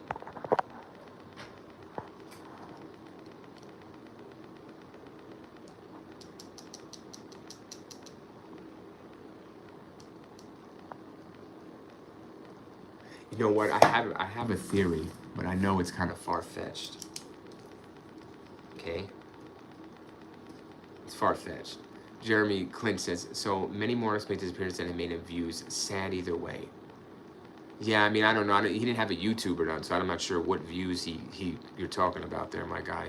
Thank you, Jeremy Slinch, but yeah, 16 million fucking views on his video. He would have been worldwide famous. A real reviewer would have loved that shit. Damn, I wish I could have ride that shit with him. Damn right. Harley Moon says, he says, hey, Harley Moon, how are you tonight? It is 3 a.m. where I'm at. What time is it where you are? Taro Sweet says, maybe someone spitted with some kind of drug or something. Right. But here's the thing, right? Because you know what gets me? This is it, Daryl. He walks into this place, right, guys? He walks into the airport calm. See? I want to point this out. Now listen, he's talking to his mother. I want you guys to put the perspective here when I put this guy on. Listen real quick. He's talking to his mother 2 days prior or whatever before this, telling her that he's paranoid that people are out to get him. All right? Right? They're out to get me. I hear voices, people, possible concussion. We're going to leave it at that medically. Okay. Either way, though, he's calm. Look. So he's calm. Okay, he's good to go. He's good to go, right? He's good to go. I'm good. He's going in. It just seems so lax. Like, okay, I'm good. And then the woman's hearing the shit, sees him fly. Right? Daryl Sweet says, the mother needs to go to jail for not worrying. What is going on with the mother? My mother would worry about me as soon as I said 2 words about that. Exactly. He's on the phone a lot with his mother. We covered that a little, right, Daryl? That his mother should have been more, like, hasty or, like, more concerned about, you know, her son saying that they're acting like that, if it's so out of character. The family didn't seem to be really concerned until it was after the fact, like Daryl's saying, which is pretty fucked up, you know. Thanks for the 7 likes. Thank you, guys. Thank you all for coming in and liking and everything. Especially to Daryl Sweet. Thank you, Jeremy Clint. It's you as well, man. Jeremy Clint says, I remember who you're talking about, seen running out the airport. Yeah, Jeremy. Lars Mittank. Why do you think he's scared? Listen, he's not scared when he enters. That we do know. You know, you have to take that into account. Like, he's supposedly telling his mom he's scared at this point. He's so scared that, you know what I'm saying? This is his ride home, guys. Wait, stop. Yeah, this is his ride home. You know, this is it. He's going to go home. And all he's got to do is play his cards right. You know, what do you mean play his cards right? All he's going to do is go home. You're going to tell him he's going to fly. The doctor said, we're going to fly. And that's when he said Lars flipped, right? I believe possibly the opposite. What would force him? Possibly the opposite. Well, what do you mean, Reverend, the opposite? Well, the opposite of what the doctor's saying. She's hearing something. She's hearing something happen very much than just him yelling 2 sentences. Like, do you see this woman looking the whole time, guys? Like, there's some kind of argument or, like, he's running from someone, not something. And you would say something because he's mental. Or no, and if it's someone, he's not mental. Jeremy says his only time people run is from immigration or people trying to hurt him. Correct. So, Jeremy, you're right. Somebody tried to hurt him. A person that walked in the room. Was it the construction worker? Who is this construction worker? What is he doing walking into Mr. Mititank's doctor's appointment? I don't know. And apparently it freaked Mr. Mittank out so much, he got the fuck out of there. He left everything behind. He was cool with that. He was so cool with that, everyone. We're going to see how cool he was. So here he is. This is how cool he is. Just jogging. He had his hand on his pocket. Did you see that? Look, guys, he checks for his phone. Did you see that? He checks for his phone. Wait a second. Mititank's running. Look. Now I want you to watch closely. He's going to check for his phone or something. There he goes. He checks for his phone in his pocket. But you realize he doesn't have it. Well, if you get the shot with the close out because he goes out of frame. That's interesting. He's got his hand in his pocket looking for his phone. Why else would someone be putting their hand in their pocket? like that, guys, these days and age. You're looking for your phone. Not his wallet, not his car keys, his phone, his mobile phone. But he won't go back and get it, right? Look, bam.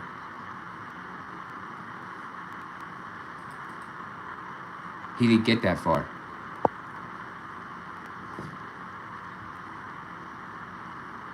He didn't get that far.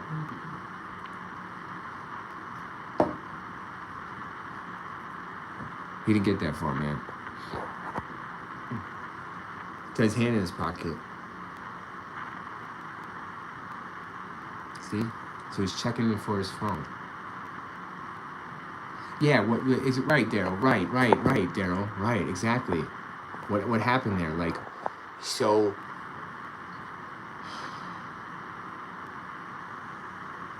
You know, why run that fast out of there, right? And then why check for your phone? How does he leave his phone in his bag? Why didn't he have his phone in his hand? Give me a second here. Because I want to see where his phone is when he walks in. Like, you would always have your phone out, wouldn't you? I mean, he has his bag in his hand. Mittank has his phone in his hand. Okay. So Mittank is holding his phone. Is that like a phone to you, Daryl? Jeremy C. Lynch says, why leave all his belongings? Did he use the bathroom and run? I know, right? You gotta take a dump, but there's a phone in his hand. Right? Is that a smartphone? Is that a phone? So he... Wow, man, the phone is a big thing. It's a big deal. You know, the phone is a big deal. Mittank checks for his phone. So he has it in his hand. Yeah, I told him to go to sleep. Mittank has it in his hand. When he runs out so fast that he forgets the phone and he checks for it in his pocket. See? He doesn't have it. And he just keeps going. So Mittank... Give me a second here because this doctor is some shit, huh? And there he is jumping the fence. And apparently getting the fuck out of there. He's pretty nonchalant here, though. Guys, I want to focus on him walking, too. Like, he's pretty nonchalant here. Like, he was running real fast out there. Checking for his phone and realizing he didn't have it kind of slowed him down. You know? It kind of, like, maybe woke him up to, like, wait a second. See? Like, he starts to walk normal. Oh, Jeremy, Lynch says, why didn't he get stopped? Right, we were talking about that, me and Daryl, Jeremy, right. Daryl, she said, what is that in his hand? Right, his cell phone is in his hand, right? When he walks in, his cell phone, when he walks out, it's not, and he's checking his pocket for it. He really needs the phone. He's looking for help. He's looking to call his mom or something. But he doesn't have it. Look how he slows down. And he just walks then. Like he's not panicked anymore. Jeremy says, why didn't he get stopped? Exactly. Why didn't anybody stop him or chase him? Right. Listen, exactly. That is a big point too, Daryl and Jeremy, right? Why didn't anybody chase this guy? You know, you're so worried, like, man, there's something else going on. Jeremy Sealing says he didn't get that far for processing. Right. Jeremy says nobody is seen running after him either. Correct. Weird, right? Fucking hey, man. Come out here to marry. Maybe they're running you down. Cops, all kinds of people tripping you and all kinds of shit, thinking you stole something. Daryl Sweet says, why did he drop his phone? Why did he keep it? Doesn't make any sense. If I would saw something and I would still hold on to it, I was holding it. Right, guys, you'd hold on to your phone. He checks for his phone in his pocket. Look, he kind of look at his hand in his pocket again. Doesn't it kind of look like he's checking again? So he needs the phone. He knows he needs the phone. So he's checking his pockets when he runs out of that fucking thing. The first thing he's doing is checking his pockets for his phone. But apparently whatever happened in that room between the doctor, him, and that other person was so loud that that lady was listening the whole time. And she heard it. And it wasn't just 2 sentences from Mr. Mittank. It must have been something else. I'm not sure what. But it forced Mittank to run. Daryl Sweet says, so why doesn't he come back to the upper? Exactly, that's the point, right? So he knows his phone is not with him. Guys, we know that because he's doing his pocket thing, right? So he's walking now. You know why, Daryl? He's walking all of a sudden, and he's calm, and he's walking, and he's just not running? Because you're right, he's thinking about the phone and whether to go back and get it or not. Okay? That's what he's doing. Jeremy, she said it's easy to find his phone there. Security is right. So but listen, he knows he doesn't have the phone because he was patting for it. He knows he left it at the doctor's office. He knows everything's at the doctor, but he really thought it looked like he had his phone on him, didn't it? Like, it really looked like he sped out of there with his phone because he was on his pocket, like, and he knows he needs it. Running from the lion, don't run back to it. Right, Jeremy Lynch? Correct. Daryl Sweet says, like Jeremy said, couldn't have, like, some folders on it about what happened, or he was saying, right. Seeing, right. No, you're right. I get you, Daryl. No, you're right. You know what the most important thing? I never saw. This is why we do the live stream. I do it live. I don't go through this shit. You know. I might know something about the case and have my fucking preconceived notions, but I'm going through this live to try to change those notions and try to find the truth. All right. I'm not biased and holding on to what I think is right. I'm doing what the damn video says. What is there? There's nothing more. He's checking. His hand is in his pocket again. You know. Nobody cannot tell me that he doesn't run out that door and check for his phone. The first thing he does. And the first thing he's doing here is he's constantly checking for his phone. And he, like Daryl said, he's seeing if he can go back or not. And like Jeremy says, running for the line, and he's not running back to get it. So whatever happened in the office was so significant of an event that this woman was staring and listening and watching him gush out of there before she saw him. She knew something was commotion, something was happening. Got it. Jeremy Sleeter says, got it. I never forget this case. Right, man. You know what I mean? You can't forget shit like this, right? Because you want to know. And all these true crime sleuths are like, well, it's a mystery beyond solving, and it'll never be solved until we find a bone. I was like, no, wait a second. What are you talking about? Like, I want to know. We can know something about this more, like what he's thinking or what's happening here. What is he doing? Zealot says, what case is it at, Jeremy? I just got here. Yes, it is the Lars Mittank case, the most famous missing person on YouTube. This is the last known video and or photo of Lars Mittank at an airport in Bulgaria, where he rushed out the front door and disappeared into some woods, never to be seen again. I believe in 2014. So it's been 12 years since anyone ever heard or seen Mr. Lars Mittank. Jay Choppa says, hey, y'all. What's up, Jay? Jay Choppa in the house, everybody. Zelyad, Jeremy Lynch, Daryl Sweet. We're all holding down the chat. We're talking Lars Mittank. Mittank and his disappearance 12 years ago from a Bulgaria airport. Jay Choppa, like Lars? Yeah, baby, like Lars. Thank you, Jay. Thanks, Jay Choppa. Appreciate it, man. Awesome. So he says, okay, thank you. Yes, no, thank you. Thank you for coming. Jay Choppa, thanks for the love. Really appreciate it. You warmed my heart, brother. Interested in this? Yes, Jay Choppa, yes. So where we're at now is, you know, we got to the footage, the last known footage, and he's looking for his phone. You know, he's been patting his shorts, constantly looking for his phone. And now we're saying, you know, like Jeremy and Daryl saying that he doesn't want to go back for the phone. But he knows he kind of needs the phone because he's been patting his, shorts constantly for his phone. See, his hand is in his pocket there, but we've seen good footage, I'll show you, of him patting for his phone. And you say, well, what's the significance of that? Well, this lady is, too, I want to focus on as well, hearing the commotion. So Lars is good to go.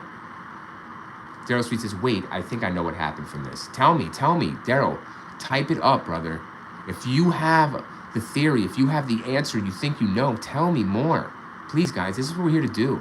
Jeremy Lynch says, there's another video of an Asian girl scared in the elevator, then found in an impossible to get in a large water tank. Anyone heard that case? That is the Elisa Lam case. That is the Elisa Lam case at the Cecil Hotel. That was based, there was a movie that came out, I think before she was found, called Dark Water. And it shows that exact thing. Yeah, she was found in a water tank at the Cecil Hotel, dead. Correct. Elisa Lam. Yeah, Jeremy, that's a great one, brother. That is a very creepy one. Have to go to that one, right? Have theory on that one, too. right? Right. It's a good one. Good one, Jeremy. Thank you. That'll be probably the next one, Elisa Lamb. And there is great security footage of that and great crime scene footage. Thank you, Jeremy. Awesome. Jay Choppa says, oh, I'd love to. No more on the growing water tank. Yeah, man, that is some shit, man, huh? Jay Choppa, yeah, right? We have to, oof. It is 3 a.m. where I'm at, man. We have to say that one for tomorrow for 3, Jay. Daryl Sweet says, what is the builder had a weapon on him? Has he threatening the doctor with a gun or something? Saying that they say a word, he's going to come after him? Hang on, I can only... Right. Jeremy says, thank you. No, thank you, Jeremy, for that suggestion. That's awesome. Don't worry, Jay Chopper. You want me to cover that, Jay? Let me know, Jay. You want me to cover that at least the lamb, baby. Daryl Sweet says, pipe, so some are pipe right. But anyway, yeah, so what? If we're going to have, if any of you say a word, I'm going to shoot, and quickly ran out of there saying, right, that he didn't want to die. Okay. Jay Chopper says, cool. I'll be back for some more lives. Yeah, baby. Anytime, Jay. Jay, thanks for stopping in, brother. I appreciate it. Jay Chopper, everybody. Thank you, Jay. Show him some love. Appreciate you, Jay.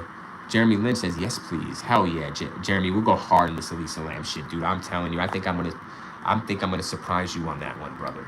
Really. I think you got some shit for me too. Yeah. I think you all got some shit for the real reviewer, but I'm gonna tell you, we're gonna go hard on that. Thanks for the 9 likes, you guys. Really appreciate you. Jay Choppa says, whenever you want to cover any, thanks. No, thank you, Jay Choppa. Like I said, man, you can run it back anytime, over and over, man. You know, lies will live on forever. Even though I'm demonetized forever, it doesn't mean my videos will be there, right? Will be there. So he goes in. I love you guys. Thank you very much. Jay Choppa, Jeremy Lynch, Jeremy C. Lynch, Daryl Sweet. Yes, you guys are freaking awesome. Literally. Yes, thank you, Jay Choppa. Thank you, Daryl. Thank you, guys. Really. Ah, man, you guys make me cry over here, bro. Like, and I'm doing a missing person case, and I'm gonna get emotional because you guys are so nice. Thank you all. Really. Wow. Wish I could see you guys in real life. Meet you in real life. It'd be warm in people's hearts, man. So he goes in. He's good to go. And then, like Daryl says, he runs out. Bill DeSmet, 3 nights says, just got here. What did I miss? Bill, how you doing? Bill DeSmet in the house, everybody. Jay Choppa says, you're welcome. Yes, thank you, Jay. Bill, we're talking about Lars Mittank, and he's running out of this Bulgarian airport. Now, look at this lady. See? Like Daryl was saying, we're covering the footage, the last known footage. Thanks for the love. I appreciate the reaction, guys, the 10 likes. You guys are awesome. Thank you so much. I've been demonetized for 4 years. I appreciate you guys. Anything you're doing is so grateful. Thank you so much. Wow, that's so awesome. Love you guys. Thank you. 10 likes. Appreciate it. So what I'm looking at is this woman. She hears, wow, she is so enthralled with what's happening in this room. Like Daryl saying, like, look, guys, but really quick. So he's going in. Everything's good. Everything's good with Mr. Mittank. Watch. There's nothing there, and she's looking. See? Jeremy J. Choppa says, a lot, Bill. Just listen and read past comments. Yes. Bill Smith, I tried, Jeremy. Yeah, Bill, basically, it's Lars Mittank. He disappeared from Bulgarian airport 12 years ago, and he never returned. He jumped a fence into some woods, apparently, and they're saying that he's gone. He's never seen or heard from. He left his cell phone, his luggage in this room, and he flies out of this doctor's office with all his possessions left, and he runs out of the airport, and that's that. Never seen again. So that's where we're at. Jeremy Lynch says, every airport has security. Why not this one? Jeremy C. Lynch says, entrance most of all. Right, Jeremy, good point. No security. There's just, people looking. This person's looking, too. Do you see? What did they see? What did they hear? What did she hear? She heard something more than what the doctor's saying happened in that room. But there's no audio. So we can't, dispute the doctor. And the construction worker's not going to dispute the doctor. And Lars Mittank is not going to dispute the doctor because he's dead. He's not missing it, guys. He's dead. That's what the real reviewer is telling you. This man is not, I want to believe he's somewhere. But Jay Choppa says, that's what I do too, Jeremy. Yes. That's what we got to do, right? Shit. Daryl Sweet says, yeah, but she doesn't do anything. That's what's adding up the wave effect. Also works in with the kind of situation. What is going on? What is this? I need to know more. Exactly. But this woman, Bulgaria seems like a place where you shut the fuck up too. Like you just keep your business and you shut your damn mouth. It's like, who is this motherfucker, Lars Mittank? He's a German national. Fuck him, you know? Don't they got some kind of beef? I don't know. World War II? I don't fucking know. I'm just joking with that, but you know what I'm saying, guys. Like, they have no pay, no homage to him. Daryl Sweet said, sorry, I accidentally scrolled. Did you read the comment that I sent? Yeah, I did. I just read it, brother. Sorry about that. Trying to keep up. Try my best. I love keeping up with the chat. It's fun. Jeremy C. Lynch says, did he slip the drug perhaps? It's all like instant insanity. Correct. Jay Choppa says, true facts. Yes. Listen, no drug. No drug. No drug. And you say, Rivera, that's kind of weird because you know why no drug or slip the drug? I know coming in is calm, right? I know that's what gets me. The coming in part is calm. But I don't see the doctor like letting him administer a needle or taking a pill. He's out of there really. But look at see, that's what gets me, guys. If you're panicked, like it's the phone reach. Right there, that phone reach. You know, that pat of the pocket several times through this video. That's one. You know, it's another one, and then he goes over and does it again. So he's really, really looking for his phone. But the question would be what happened in this room, and then where is he, right? That's the questions that you know, we're going to answer, but we're trying to. Zealot says, did they say he left a day later than his friends because he had a head injury or something? Yeah, Zealot. So, Zealot, yeah, his friends left early, right? They left earlier because he was advised not to fly because he had a busted eardrum and a fucked up jaw. He might have been knocked out the previous night and you know, had a very severe concussion. But yeah, the doctor said, you're not going to fly. It recommended that he doesn't fly. He took the doctor's advice and told his friends to go without him, and he would be there, you know, the next day, which he was. He showed up just per usual, but he was speaking to his mom in very weird terms, paranoid, saying here are people trying to rob him. So he's already in a weird state of mind, checking for his cell phone, though, always in the mind of cell phone. See, that's where I don't like it. You know, I don't give the credit there, because you're always looking for your phone, you know, meaning you're there. Like, he's in and out of lucidity. But look at him walk. See, that gets me too. He's just walking. And like you guys said, no one's chasing him. If he was such a fucking issue. You know, such a fucking issue, yeah? He's making a fucking scene in that office and no one's chasing him. And when cops are called, they're just like, oh, fuck him. Yeah, oh, fuck him, all right, huh? Look at him just strolling, chilling. Knowing he doesn't have his phone. Daryl Sweet says, I'll be back in just a minute. Yes, sir, you got it, Daryl. Daryl says, yeah, I won't be able to chat for a minute, but I'll still be listening. You're good. I can still hear you through my ear, but awesome, brother.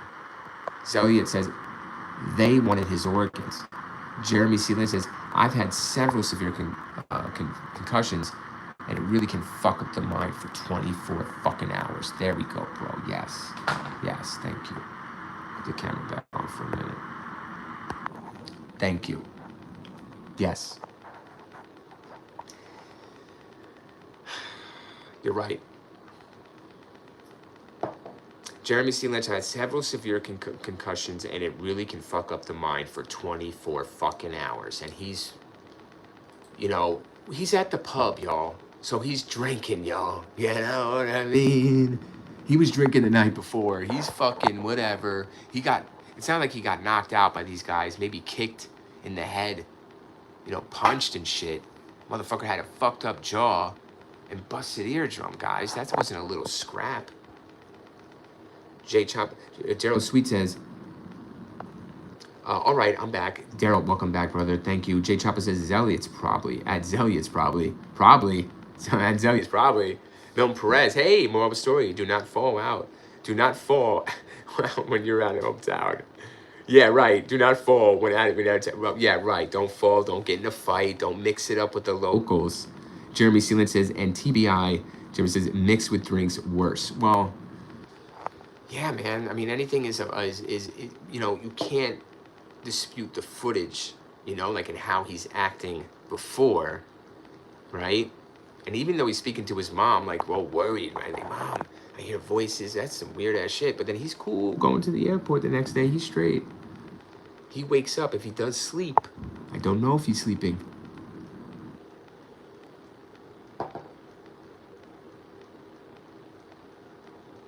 You know what's weird, guys? He tells his friends that he was beaten up the night before. That's where he went, but he was beaten up by 4 men hired by the group in the bar who he disagreed with the night before. Hired? What the fuck is that about? It's such a weird way he's talking, Mr. Mittank. You know?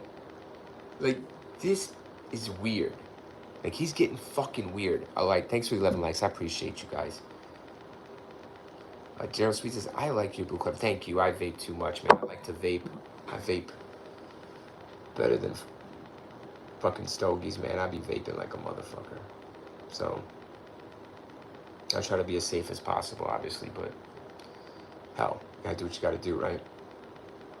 Fuck it. Thank you, though, Daryl. Daryl Sweet says, why didn't the friends do anything?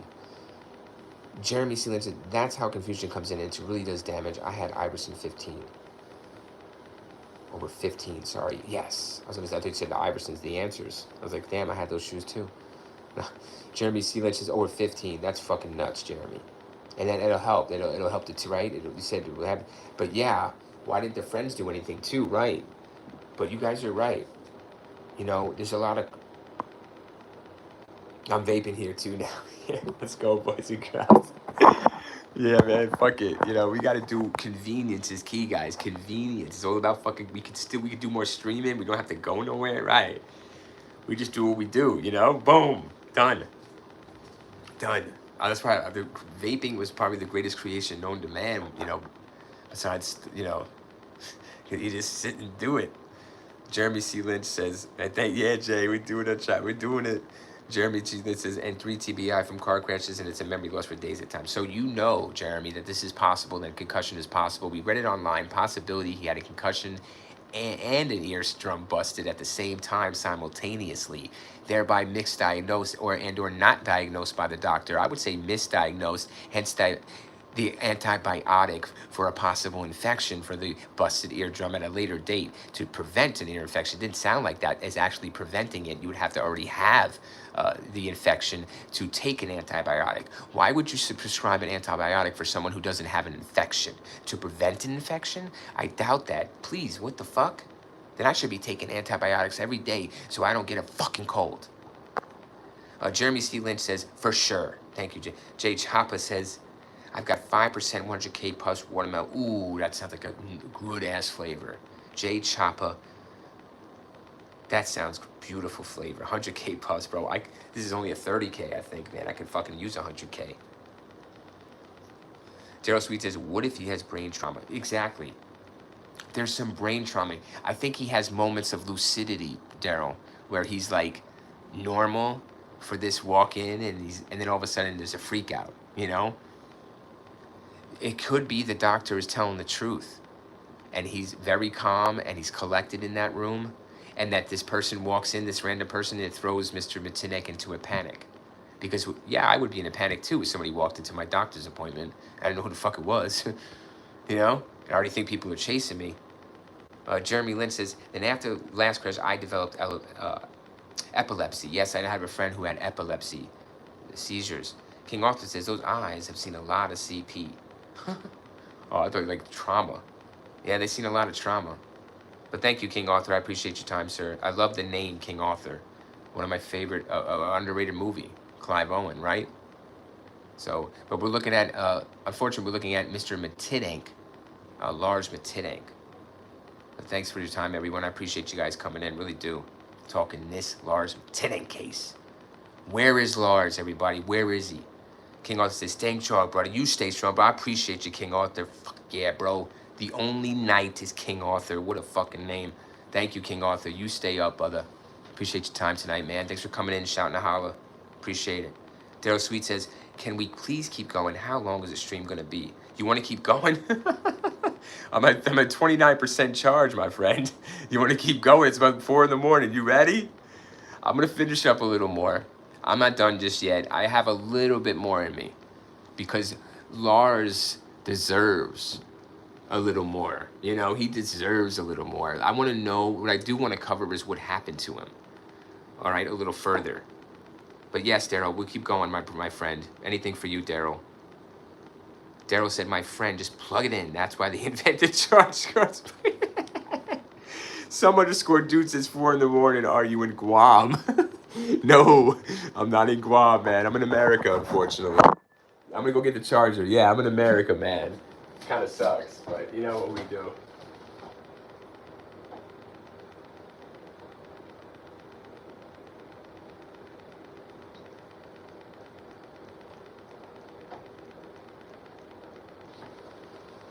Yeah, I'm getting the charger.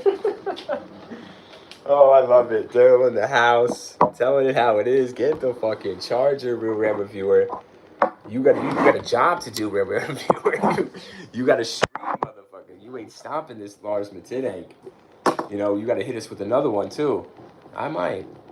Some underscore dudes, 4 in the morning. Are you in Guam? That's so funny. Jeremy C. Lynch says, I'm in the Philippines, so it's 2:36 p.m. Wow, that's so cool.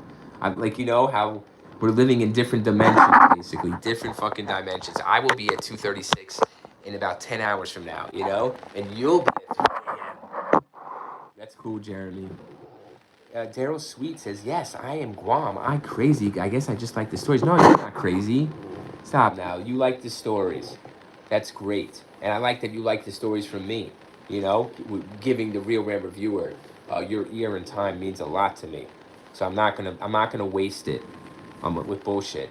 Jeremy C. Lynch says 12 hours ahead of USA. He said, wow, that's crazy, right? Kramer, yeah, it's rough, bro. Yeah, it's gotta be, guys. I really appreciate all of you. I really do. Thank you guys, man. You know, yes, you guys are so fucking awesome. I'm telling you, you make me keep going. You make me want to keep going. I've been monetized for over 4 years, everyone. 100,000 views on 1.5K videos on my channel. All kinds of shit. And you guys are giving me the love that I finally wished for. So I appreciate you guys. All right, 12 likes going in. Jeremy's in the chat. Daryl Sweet's in the chat. We got some dude underscore in the chat. We got King Arthur said hi. Jay Choppa's in the chat. I don't know if I left out. Jeremy C. Lynch is in the chat, right? Did I say that? We are kicking it. Milton Perez said hi. Everybody's in this chat. I love it. We're blowing the fuck up. Let's talk about it. Let's tell the truth. Let's see what the truth is. Tell the truth, right? He's reaching for his cell phone, Lars. Why? Because he needs it. General Sweet says, he's locking in. He's putting on a shirt. I'm putting in the Jaws shirt, brother. We're locking in. I'm going fucking Richard Dreyfuss, bro. I'm going, 4 me men put it into the water.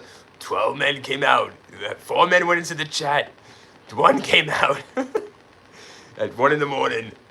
Yeah, man, we're telling the stories. We are jawsing this shit. Smile, you son of a gun. That is so funny. Thank you, Taro. He's locking in. Jeremy Sealand says, I've been to Guam, Singapore, Canada, England, Philippines. I like this. First time here. Pure luck. Thank you. No, thank you. Thank you, Jeremy. Jeremy, thank you. The Real River thanks you. Don't thank him. Don't thank me. This is my pleasure, sir. This is everything all for you. I'm at your service. Thank you, guys. Thank you all. Jeremy, thank you. Daryl Sweet says, you're funny. Yeah, you're funny, guys. It's so fucking awesome. I love laugh. I haven't laughed like this in years. I'll tell you that.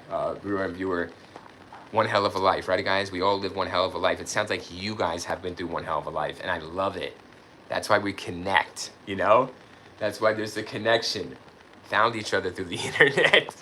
You found the channel where you should be if you ever want to just fucking chill or say some shit. Or know about this stuff. Talk real about it, you know? We need to talk real about this, right? And see what's going on here with Lars Mittank, the most famous missing person on YouTube. So where is Lars, right? Where is Lars? Okay? Varna Airport in Bulgaria. So we're gonna go there now because I'm curious to see where this place, like where he jumps the fence. Like, what the fuck? Where does he go? It doesn't seem too wooded, like, does it? Varna Airport, Bulgaria, we're going, everyone. Jeremy C. Lynch says, sure have. Right, man, I know it. I could tell by the way you guys talk. I could tell by the way you guys talk and how you talk at first, you know? I could tell. I'm like, all right, we got a good one here. I'm like, they're going to stay around. But thank you, Jeremy. But I hope you guys are okay. You know that. Daryl Sweet says, I wish we could meet in person. So do I, man. I wish we could hang out and talk true fucking crime, talk whatever, movies. We talk everything and everything. And just hang out and vape and just relax. And we'll be walking around doing their own fucking thing, too. We'll all be doing different shit. We'll all be together. That's cool. Jeremy Lynch says, I've seen over 13 murders since age 10. To hope it stops. PSD for real. Damn, Jeremy. That's some shit, bro. Oh, my God. You're making me a little... blah, you know? Sorry to hear that, man. What the fuck? Yeah, no. No. Sorry to hear that. Experiencing bad things. Daryl Sweet. I have such a toothache. I've been up all night, so you're just kind of making my night right now. I was looking for a YouTuber to chill out with. I think you're the one because I've been chilling out with you. Hey, man, you know, I've been hanging out with you, Daryl. Thank you, Daryl. It's been my pleasure, guys. Daryl Sweet said 3 hours now. I know 3 hours, 126 minutes. I'm a single father, man. I have 2 young children. I'm taking care of them, of course. One is asleep, one is up, unfortunately. It's the summertime. But yeah, I want to be, you know, I want to full force on this. I should be doing this full time. I don't know. I love doing it. That's all. I don't know. No reason for that. We're talking Lars today, right? So, but thank you. Hey, Melissa Perez. Hey, how you doing? Hey, Daryl Heffy. How are ya? Hey, Daryl. Daryl Heffley, how are you doing tonight? Thanks for coming in the chat here. It's blowing up. We're just relaxing. Late night. 4 a.m. in the morning. Basically, where time is it? We are. Jeremy Lynch says, it's rough, but my Filipina 4-year-old daughter makes my life. Yes, me too. My 2 children, everybody. If you don't have kids, that's fine. You gotta have somebody, right? Or even yourself. If you care about your damn self, let's do it, you know? Shit, thanks for the 13 likes. I appreciate it. But yeah, I know what you mean. I got the 2 kids. They come first, and that's that. Daryl Sweet says, AKA, I'm 11. I didn't know you were fucking 11, Daryl. This is not a chat for kids, right? This really isn't. You didn't sound like you were 11. Oh, what the fuck? But yeah, it's not a chat for kids. I always put that, man. So it just, you know, just a heads up.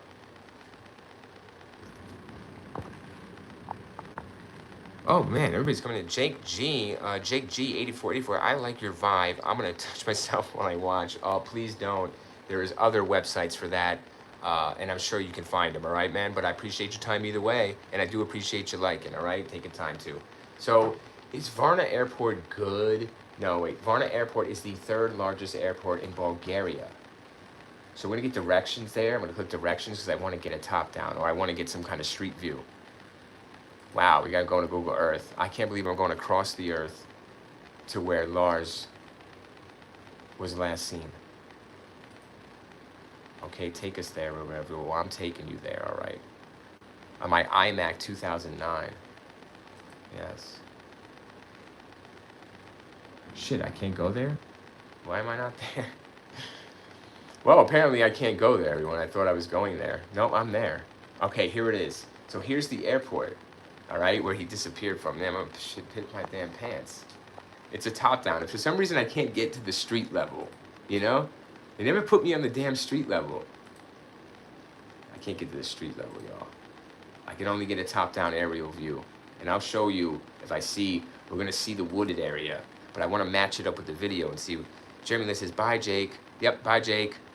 Daryl Sweet says, my father cusses a lot, so it's okay. Yeah, I've been known to curse. I want to stop, of course, and I like to keep, I do, but this, I'm tired of like catering, you know. I want to be me, and that's it, and I'm going to do what I feel is right, and that's my, you know, it's my channel. People, like I said, I'm demonetized all these subs. I have 1.8K subs. Where are they? You know, so I don't know what is going on, and I'm all right. I appreciate you guys understanding and not being so judgmental. That's what I'm saying. I want people to be able to come here and not be judged on what they say or do. We're here to talk about what we're here to talk about and leave it at that. There is no judgment here. No one is dumb. No one is, every question is smart. I'm down. I'm ready. Let's rock and roll, you know? So I appreciate all you guys. If I wasn't a good person or a safe person, I'm sure I wouldn't be on this phone right now doing this. So, you know, check my streams, guys. You can tell what kind of person I am. And check my streams, check my videos, check my channel. You'll see. Proof is in the pudding, right? So we're at the airport, guys. We're at Varna Airport. I'm saying it like that. Varna Airport, 9154, Bulgaria. So we're here where Lars disappeared. All right, and what I'm doing is going top-down aerial. Just give me a second. I will show you what we're looking at. But what I really want to do is match up where Lars was, right? Because he's coming out the front door, so we don't really have to match up too much. Wow, this goes pretty deep. Daryl Sweet says, "Thank you. I really like your videos. Thank you, Daryl. Shine hard." Daryl Sweet says, "It is my honor to have this to watch right now. It's my honor." Thank you, Daryl. Appreciate you. Appreciate you all. Jeremy, freaking A. Daryl, you guys are a heck of Jake. Daryl Heffley, Milton. I'm forgetting someone. Jeremy, I'm forgetting someone else though. Who is the other person I'm forgetting? Who are you? I'm sorry, Jay Chapa, but there was somebody else that was talking. I'm forgetting. Sorry. Thank you all for the 13 likes. So we're at the airport, Bulgaria. So what I'm going to do is I'm going to top-down aerial view it, because for some reason on my iMac 2009 I can't get down on the street level. But look, this is freaky, you know? There's two airports. There's Varna Airport here. There's two buildings. Okay, here it is. The border police, the car rental agency, and here would be the front entrance. So he's running out of this front entrance. Okay, so let's go, guys. I'll take you with me. Come with me to Bulgaria. Daryl Sweet says, okay, yep, it's my honor, Daryl. Thank you. Jeremy C. Lynn says, "We are good people together for loss of a man. We're trying to figure out what was the police investigation. That's everything. Bulgarian police investigation, family and friends, mother, father, brother, sister. Who the fuck? I would be on this shit. I would be over there flying. I'd take a first-class ticket to... I'd drop in on this fucking airport like motherfucking bombs over Baghdad, y'all. I'll be dropping in this shit, like tracing his steps. Oh my gosh. Yes, good point, Jeremy C. Lynch. We are good people. We're just trying to find out what happened to him, because the internet has these questions and clickbait's gonna keep going with it. You know, they will. But it's like, what are you willing to accept as a rational answer? Well, for an irrational event. Well, we're getting to that. Yeah, Daryl Sweet, how's the people not found his footprints in the woods? I mean, the police officers, but still, like, how are they not found that yet? Exactly. So, and Jeremy Lynn says, exactly, we're getting there now, right? We're gonna go to the airport. We're at the airport. I'm gonna show you what I'm looking at, and we're gonna see where he went. So, he's coming to shoot out this door, right? So here's the airport. See? So he's gonna shoot out the door, okay? He's checking for his phone. He shoots out. He walks this way, right? So we're gonna follow Mr. Mittank. Mittank goes. It's a long walk. It's hot. He's got no water. He's got no phone. He knows that. He keeps walking, Mittank, because there's gonna be a fence he's gonna hop. Well, where's the fence? Mittank's going. Where you at, Mittank? Where's this fence? Parking lot. Okay, I'm trying to find the fence. I'm gonna shoot out a little bit. I'm trying to match this footage. Where is this fence he's hopping? This is the actual, like, airport runway, right? So if Mittank is walking, he's walking.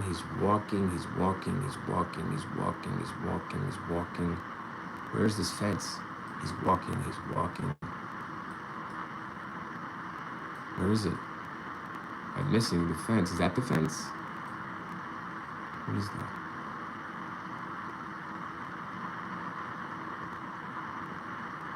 At the 8-foot fence in Mittank? That's the 8-foot fence in Mittank. It's fenced in. Okay. Daryl Sweet says, anybody hungry? We just saw McDonald's on the corner. If you ever get hungry, you could come back and just come to McDonald's. Yeah, I'm hungry, bro. I gotta pee. I'm hungry. I'm saying 4 in the morning. I feel you. I love me some McDonald's, man. But look at the fence. That's the fence. So that's the fence Mittank hopped, huh? An 8-foot fence. Jeremy Lynn says, if he got so far, they would find him. Yeah, if not a skeleton. So look, all right. So hold on a second. There's a building here. So Mittank, this is his path. Wow, that's a long walk. You know, and there's other, you're telling me there's not other cameras, guys? Why is there only CCTV footage of him so fucking far away? So it goes all the way here, but he turns and jumps a fence, right? But there's no cameras here. There's no, all these other buildings, everyone, there's no CCTV footage of closer Mittank. I don't buy that. Do you? The airport's only showing us this far away camera all the way over here that shoots Mittank. Why isn't there other cameras? What are these other buildings? You tell me there's not a camera on this building? Come on, everyone. It's part of the airport, right? What is this? A maintenance. Global maintenance. Okay, and there's not a camera? Does get a closer shot of Mittank? Zero Sweet says, but what if the wolves or animals took the skeleton? That's a possibility, hence why there's not going to be anything found in these areas. Zero Sweet says, or ate the skeleton. Right. Jeremy C. Lynch says, what if wolves are people? Possibility, skinwalkers, right? Werewolves.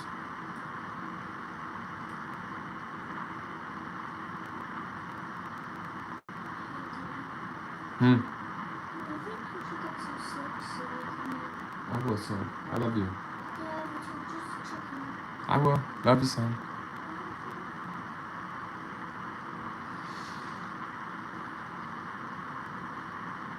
So Lars jumps the fence. Give me a second, because this footage is here.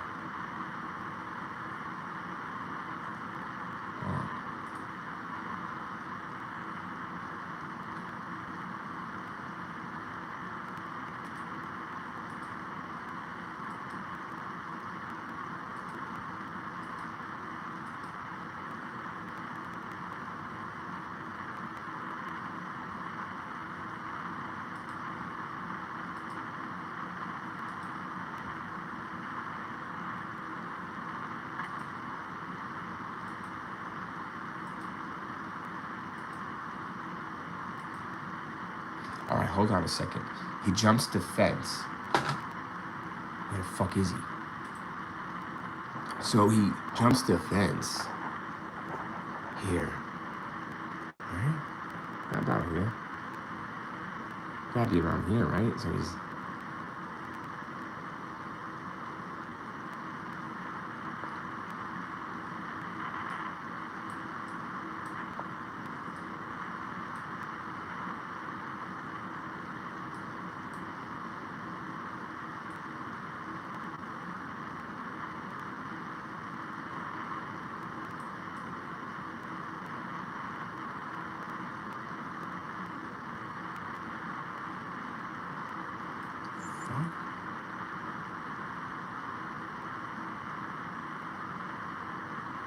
So he has to walk through a lot of, like, through the runway, like, right? Like, he's, yeah, so he's,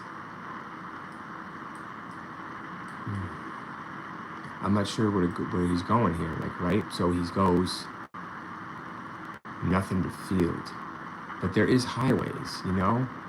Highway, runway. He shoots down this way.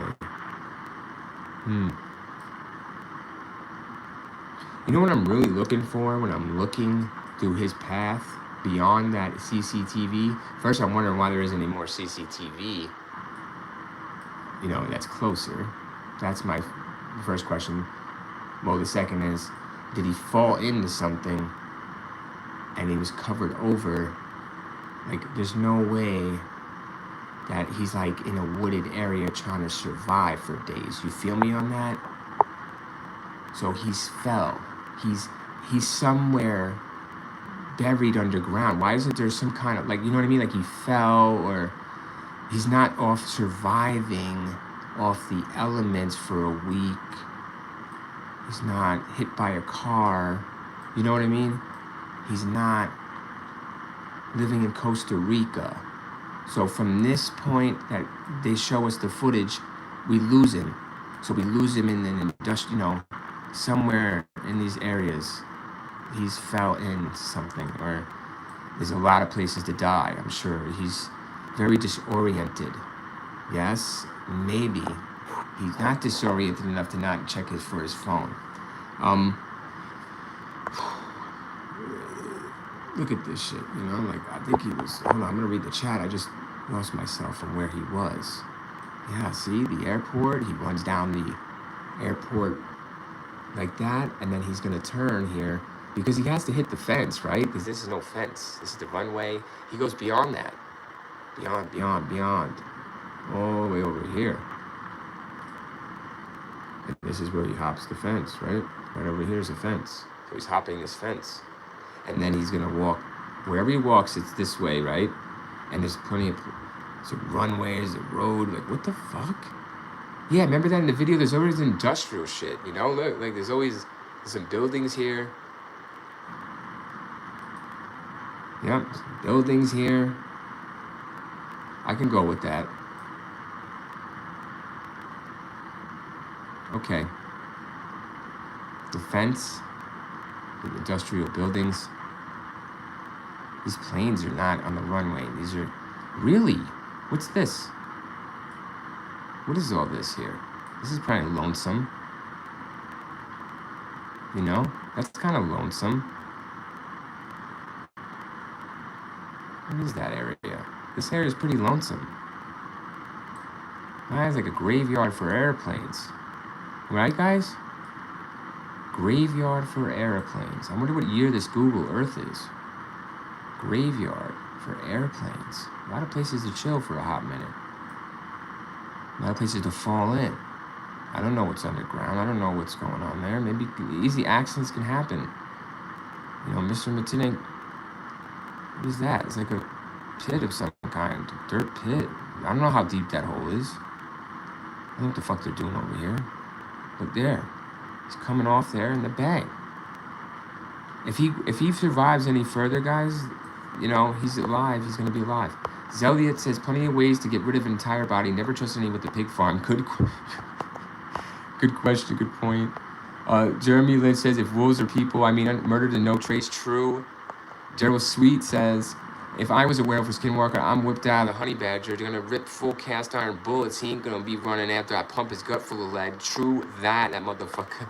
Yeah, that motherfucker's done. Jeremy Sealand says, I think it was confusing. Concussion to the left maybe could pass from the elements, but doesn't explain much either. Fucked up case. Zeliot, I am with you on that. Daryl Sweet says, like what it is, twisted his ankle and broke.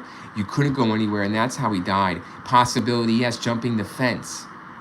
Possibly jumping an 8-foot fence and falling to the ground, possibly, like you said, hurt himself, tried to wick away, and in this graveyard, there's a body somewhere. You know, there's a body somewhere. It's not this deep.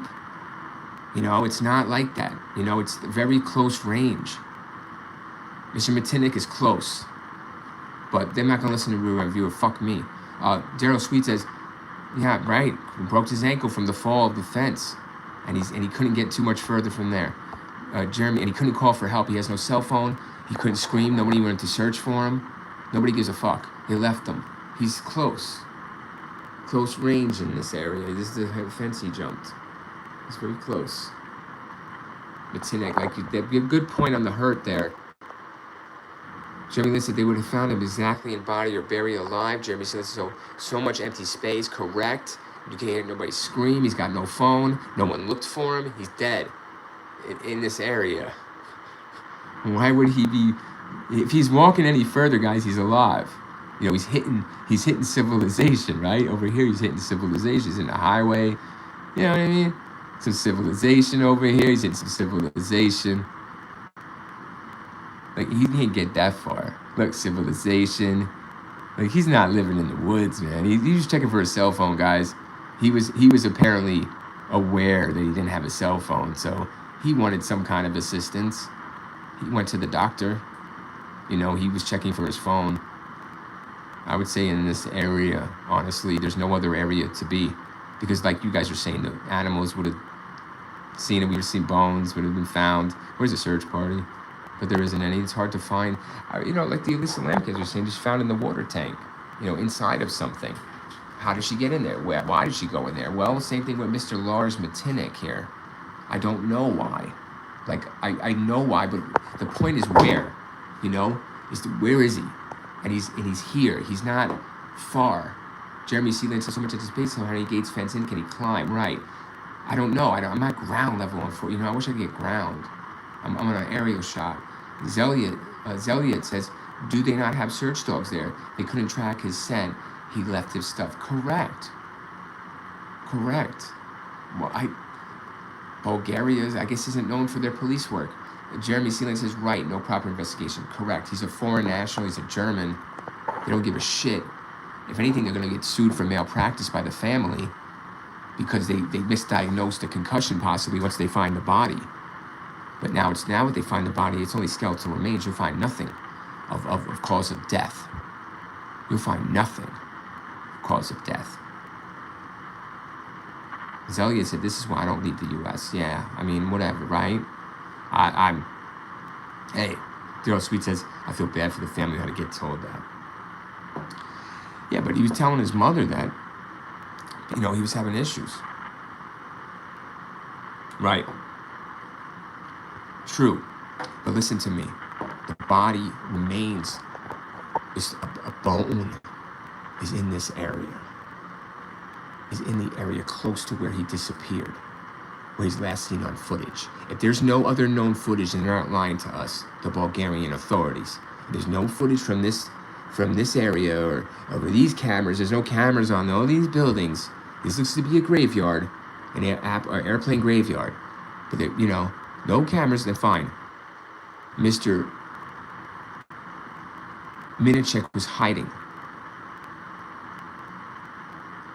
So like we said, he's hurt, stuck, no phone, scared, whatever it is, he's stuck. He's dead in this area, dead. But it's hard. He's so 28. He's 28 years old. You really think, guys, he would sit out here and die? So that's why I'm thinking he fell into something or got hurt bad, to where he couldn't go for help. He couldn't crawl out. He couldn't run back to the airport for his phone. He checked for his phone multiple times before hopping the fence. So he knew he didn't have his phone, so when he got hurt, he was done.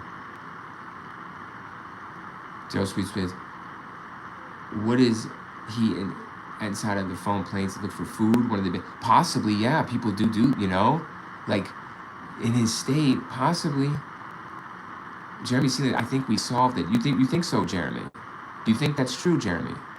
Daryl said, I need to make a part 2 hours, right?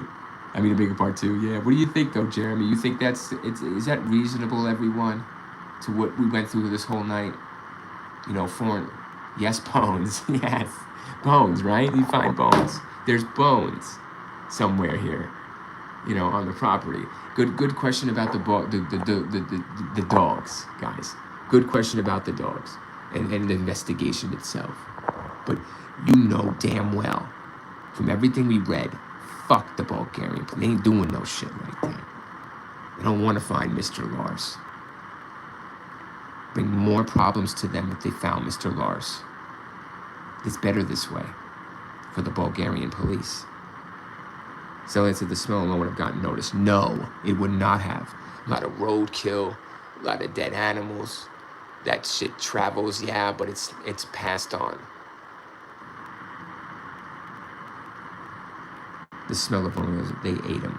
Yeah, animals out there ate them. Look at this lush pasture, If Lars is dead, this is not thick woods. Now, I could be mistaken. This looks a little thick, but guys, look at this open plain field. Look at this shit. Lars could be easily spotted. So why isn't he easily spotted? Why isn't the body found? Because he's hiding out. He was hiding out. He was running away. He had no phone. He could have got hurt and stuck. But this is like an airplane graveyard. It's very weird. It's right near where they hopped the fence.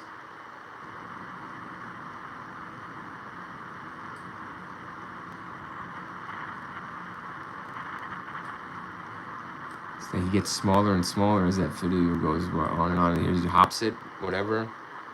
And there he is. He's really much off to the races, but he's doesn't go too far. He doesn't get far. He's not far. He's not traveled far from where the airport is. He's around this area. He's not in the fields or, hey, for all I fucking know, he fucking, look at this shit. For all I fucking know, he's over here. Like, he just kept walking. I don't fucking know, man. But it doesn't make sense to do that, It makes sense, though, to hop the fence and then just hide out for a minute or whatever, I don't know, man. He had to go back for his phone. He had to be close. Jeremy says, not with all the fuel and other chemicals. Jeremy Sealand said, they didn't do a search like they do in America, hundreds of people. They didn't care about them. Correct. So we have to do the search. You know, everybody's using Google Earth here to solve mysteries and to see shit in planes in the water. Well, shit, your Google Earth is so damn good to see a plane in a fucking bottom of an ocean. You tell me you can't find out where people are. Preservation of life, guys. The number one priority in life is the preservation of life. And all and every means and technology to preserve it, not take it, not hide it, you know, not find it. So the common sense in me, the common man, right? Occam's razor, everyone, is the theory I go by. This theory we go by here in the Room Review channel. Occam's razor, the most simplest of explanations, is usually the correct one.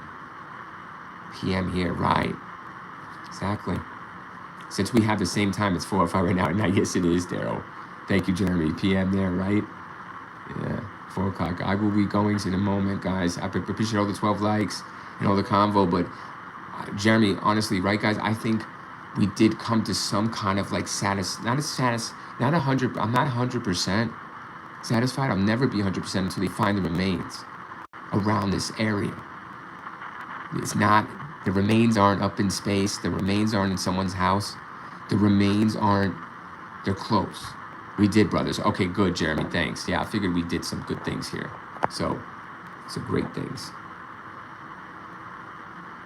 Look at that area. I'm not even sure what that hole is. Like, weird. Jeremy said that we did, brothers. Jeremy C. Lynch says, I agree. Never his family have a stone. Right. I mean, Daryl says, like I said, we need to make a part 2. Possibly, yeah, man. I mean, this is a very interesting case. But I always knew that Mr. Lars Mittank was close. Because always, usually, this person doesn't know this area. So he can do a fairy about a chance. Yeah, man. Listen, Lars Mittank didn't know the area. All right, so there's no way. I just don't see him traversing these fields. And this is so open field. He's so naked, you know, guys. Meaning that he is spottable, very spottable. This is all like like flat land. So he's very noticeable, guys. So he's gonna hide real quick. You can run, but you can't hide. I don't know. I mean, you telling me he ran his own, you know, I don't know. The paranoia state, he would be hiding, like staying still, hopping the fence. Like one of them said, right? I don't know who said it, but there's Daryl, somebody, yeah, he possibly could have broke his ankle, got hurt. You have to jump in the fence. We don't see anything else after that. And then he, you know, this is a graveyard or something. I don't see anybody here. This is a damn graveyard. So how thorough was this? And this probably changed a lot since then. So you can do it fair. Daryl Sweet said, I have a lot of these for you. Thanks, man. I appreciate you. AK, when you end this, I'm going to go watch your videos. Thank you, Daryl. Thank you, man. Appreciate it. Like I said, I'm demonetized on here for over 4 years, so anything you do, I appreciate you. Sean Boyd said, what's this about? Sean Boyd, we're talking about Mittank, Lars Mittank, for a long time. 150 minutes. But thank you for coming in, Sean Boyd. We're talking about Lars and where his body is. Where is he? So we think Lars Mittank is in this area. Shortly after he hopped the fence, he would be found close to where that happened, close to the airport. Not far from the airport at all, with no phone, no water. You know, he's not going too far. He doesn't even know the area. The most famous missing person on YouTube. Lars Mittank. This person. Lars Mittank. Disappeared July 8th. Almost 12 years ago, right? Pretty much. 28. He's missing for 12 years and 16 days. He's dead. He's dead. Okay? And he's around this area. That's what I think. That's what we've come to know.